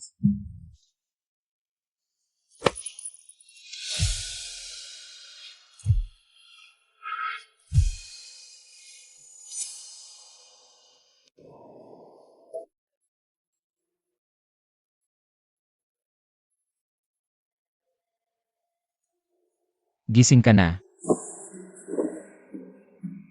Nahihiya ka ngayon? Kahapon ang lakas ng loob mo eh. Ay, tigilan mo nga.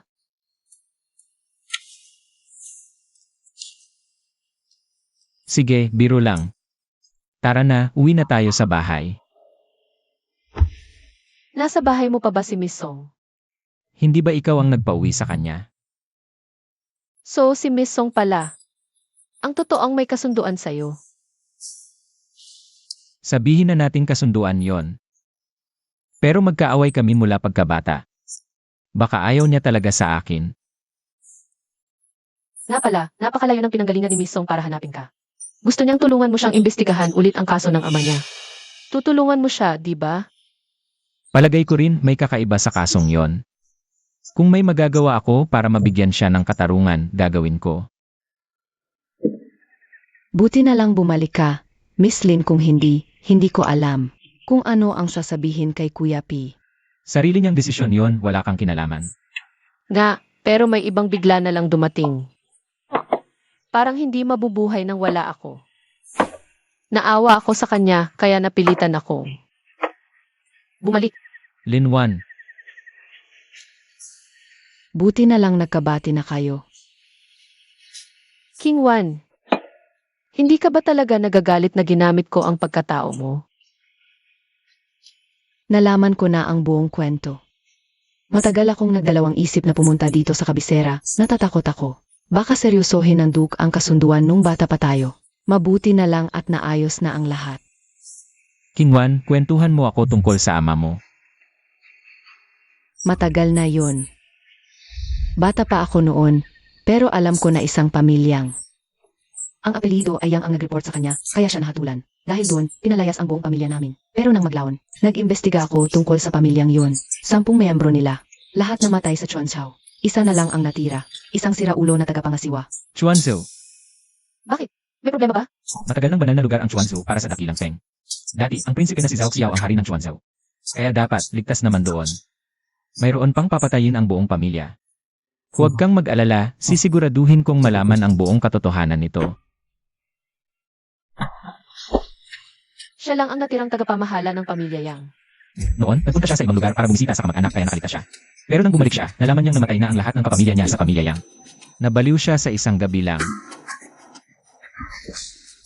Ginoo, huwag mo akong patayin, wala akong alam. Hindi ako pumunta dito para patayin ka, sa halip kung sasabihin mo sa akin. Ang buong katotohanan doon, gagamitin ko ang buong kapangyarihan ng Dali Temple. Para protektahan ka. Siya ang pinuno ng Dali Temple, ang tagapagmana ng Duking Jin, pumunta rito para imbestigahan. Ang lumang kaso ni Ginoong Song, kung may alam ka. Sabihin mo na agad, kung hindi, walang makakatulong sa iyo. Ginoo, noon, hindi sinasadya ni Ginoong Yang nasaktan si Ginoong Song. Sila ang nagpili sa kanya. Sino ang nag-utos sa kanila na gawin iyon? Alam ko lang na may isang mataas na tao. May isang mataas na tao. Ang nagbigay ng pera sa pamilya, Yang para siraan si Ginoong Song. Pagkatapos noon, ililipat daw kami sa Chuanzhao. Pero pagkatapos noon, pinatay ang aming buong pamilya Yang. Bakit gusto ng mataas na taong ito nasaktan ang pamilya Song? Anong motibo? Noon, tinanong din ni Ginoong Yang ang tanong na iyon. Halos magalit ang mataas na taong iyon. Noon, nasa labas ako ng pinto. Narinig ko silang nagsasabi tungkol doon. Sa Duking Zhen. Ano ang nangyari sa Duking Zhen? Ang Duking Zhen, ang kaso ng sunog na pumatay sa buong pamilya noon, ay halos sabay lang nangyari dito. Ang pamilya Song at ang Duking Zhen ay matagal nang magkaibigan. Dati, sinabi ng pamilya Song na ang sunog na pumatay sa buong pamilya ng Duking Zhen ay maaaring hindi aksidente, kaya ba dahil dito napahamak ang pamilya Song? Kung ganun, baka nalaman na ni Ginoong Song. Ang tunay na pumatay sa Duking Zhen. Kaya siya tinarget, kaya ang mataas na taong ito na kumukontrol.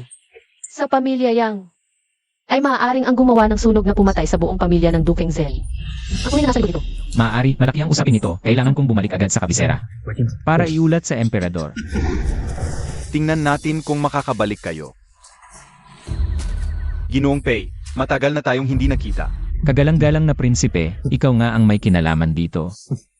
Hindi ako pumunta rito para pumatay. Basta't panatilihin ninyong sikreto ang nangyari sa Chuanzhao. Agad kong ipapadala ang aking mga lihim na gwardiya para ihatid kayo pabalik sa kabisera. Ano sa tingin ninyo? Ang kaso ng pamilya Song, ikaw nga ba talaga ang may kinalaman? Minsan, masama ang magtanong ng masyado. Binigyan ko na kayo ng pagkakataon. Ayon na ang bahala kung ano ang pipiliin ninyo. Palagi kong maliit ang pagtingin sa'yo, kagalang-galang na prinsipe. Hindi ko inakalang mula pa sa simula ay isang malupit na tao ka na pala. Mukhang marami kayong nalaman. Hinala ko, ang kagalang-galang ay para sa pag-agawan sa trono. Kaya napilitan kang gumawa ng hakbang laban sa Zengwogong Mansion. Lahat ay sumusunod sa iyong plano. Ngunit si Ye Song ay nakakita ng kakaiba sa sunog sa Zengwogong Mansion. Nais niyang buksan muli ang kaso, kaya napilitan ka. At inutusan ng pamilya Yang na idawit ang pamilya Song. Pagkatapos, pinatay mo ang buong pamilya Yang. Baka naman may kinalaman din siya sa mga pagpatay sa mga babae. Iyon na ang gusto kong itanong sa kagalang-galang. Si Liu Xiao, ang hepe ng Taiping Prefecture, ay nagpakamatay para takpan ng kaso. Dati ko pang pinaghihinalaan ang kapangyarihan ng nasa likod. Gaano ba kalakas para ang isang mataas na opisyal ng ikalawang ranggo ay handang mamatay? Ngunit kung isipin ang tungkol sa pag-agawan sa trono, hindi na mahirap maintindihan. Ang kagalang-galang ay gumamit ng nakakatakot na kulam para buhayin ang prinsesa na malubhang nasugatan noon, tama ba? Talagang hindi papahuli si Ji-Pei. Sa kaunting bakas lang, ay nabuo na ang buong kwento. Napakatalino ni Ji-Pei. Kung tutulungan mo akong maabot ang trono, tiyak na bibigyan kita ng mahalagang tungkulin. Salamat sa mabuting hangarin, ngunit ang tulad mo na pumapatay sa mga tapat ay hindi karapat-dapat maging pinuno. Pimuyan, ayaw mo ng mabuti, masama ang gusto mo. Mula noon, ang kasamaan ay hindi nagwawagi. Iulat ko ang kasong ito ng detalyado sa emperador. At ang kagalang-galang ay magbabayad din. Pimuyan, hindi mo ba talaga akalain? Maari mo bang ipadala ang mensahe sa Kyoto? Linwan, samahan mo muna si Iyang. Magkita tayo sa hangganan ng Chuanzu pagkalipas ng 1 oras. Hindi pwede yan. Paano mo masasagasaan ang mag-isa? Ang dami-dami nila. Maniwala ka sa akin. Sage, papos na ang huling salita. Sugod.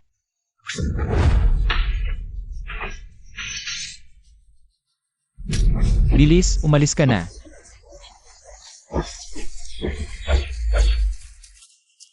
Umaga na. Bakit hindi pa bumabalik si Pimuyan? Mag-isa siyang nakipaglaban sa napakaami. Baka naman, Hindi, kailangan kong humingi ng tulong. G-Pay, sa araw na ito ay mamamatay ka rito. Medyo naawa ako sa iyo. Hindi ko hayaan ang mangyari ang gusto mo. Hanggang sa huli, matapang ka pa rin. Hinahangaan kita.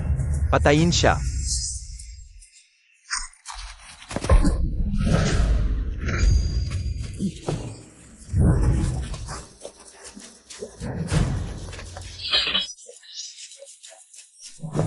Pimuyan, ayos ka lang ba? Ayos lang ako. Nag-alala ka para sa akin. Kagalang-galang. Natalo ka. Ginoo, ano ang gagawin sa mga ito? Escorted pabalik sa Beijing. Hintayin ang hatol ng hari. Sa ngalan ng emperador, isang atas ng hari, ang tagapagmana ng Dukeng Jingo. Ang ministro ng Dako ng Hustisya, si Pimuyan, sa paglutas ng isang maling kaso, ay nagpakita ng katapangan at katapatan. Ipagkaloob ang 1,000 tael ng ginto at 2 baitang na pagtaas sa ranggo. Tungkol sa lumang kaso ng Dukeng Zengo, labis ang aking kalungkutan sa narinig.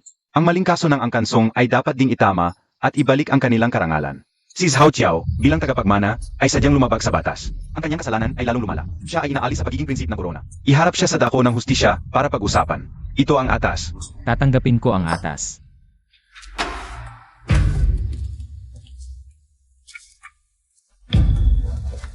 Binabati kita, Minister Pei. Ito ay isang pambihirang tagumpay. Mula ngayon, tiyak na tuloy-tuloy na ang iyong pag-akyat. Salamat sa iyong mabuting hangarin. Mauna na po kayo. Naayos na ang kaso ng aking ama. Natapos na ang aking misyon dito sa kabisera. Nais kong bumalik sa aming lumang tahanan sa probinsya. Hindi na ako sasama sa inyo. King Wan, aalis ka na? Sanay na ako sa malayang buhay. Hindi na ako nasanay sa buhay sa loob ng Dukeng tahanan. Huwag kayong mag-alala sa akin. Kapag may pagkakataon. Makikipag-ugnayan ako sa inyo. CJ, sana'y ligtas ang iyong paglalakbay. Paalam na.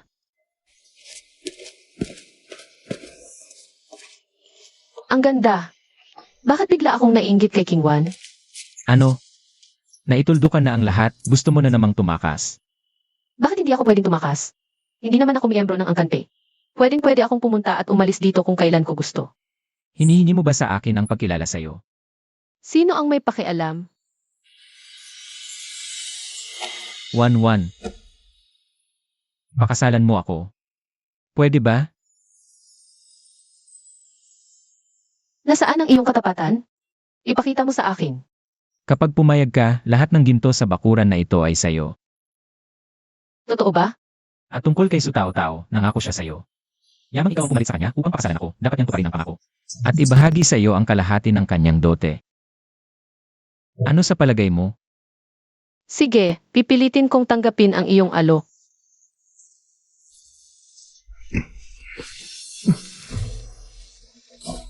Pumayag si Wanwan na pakasalan ako.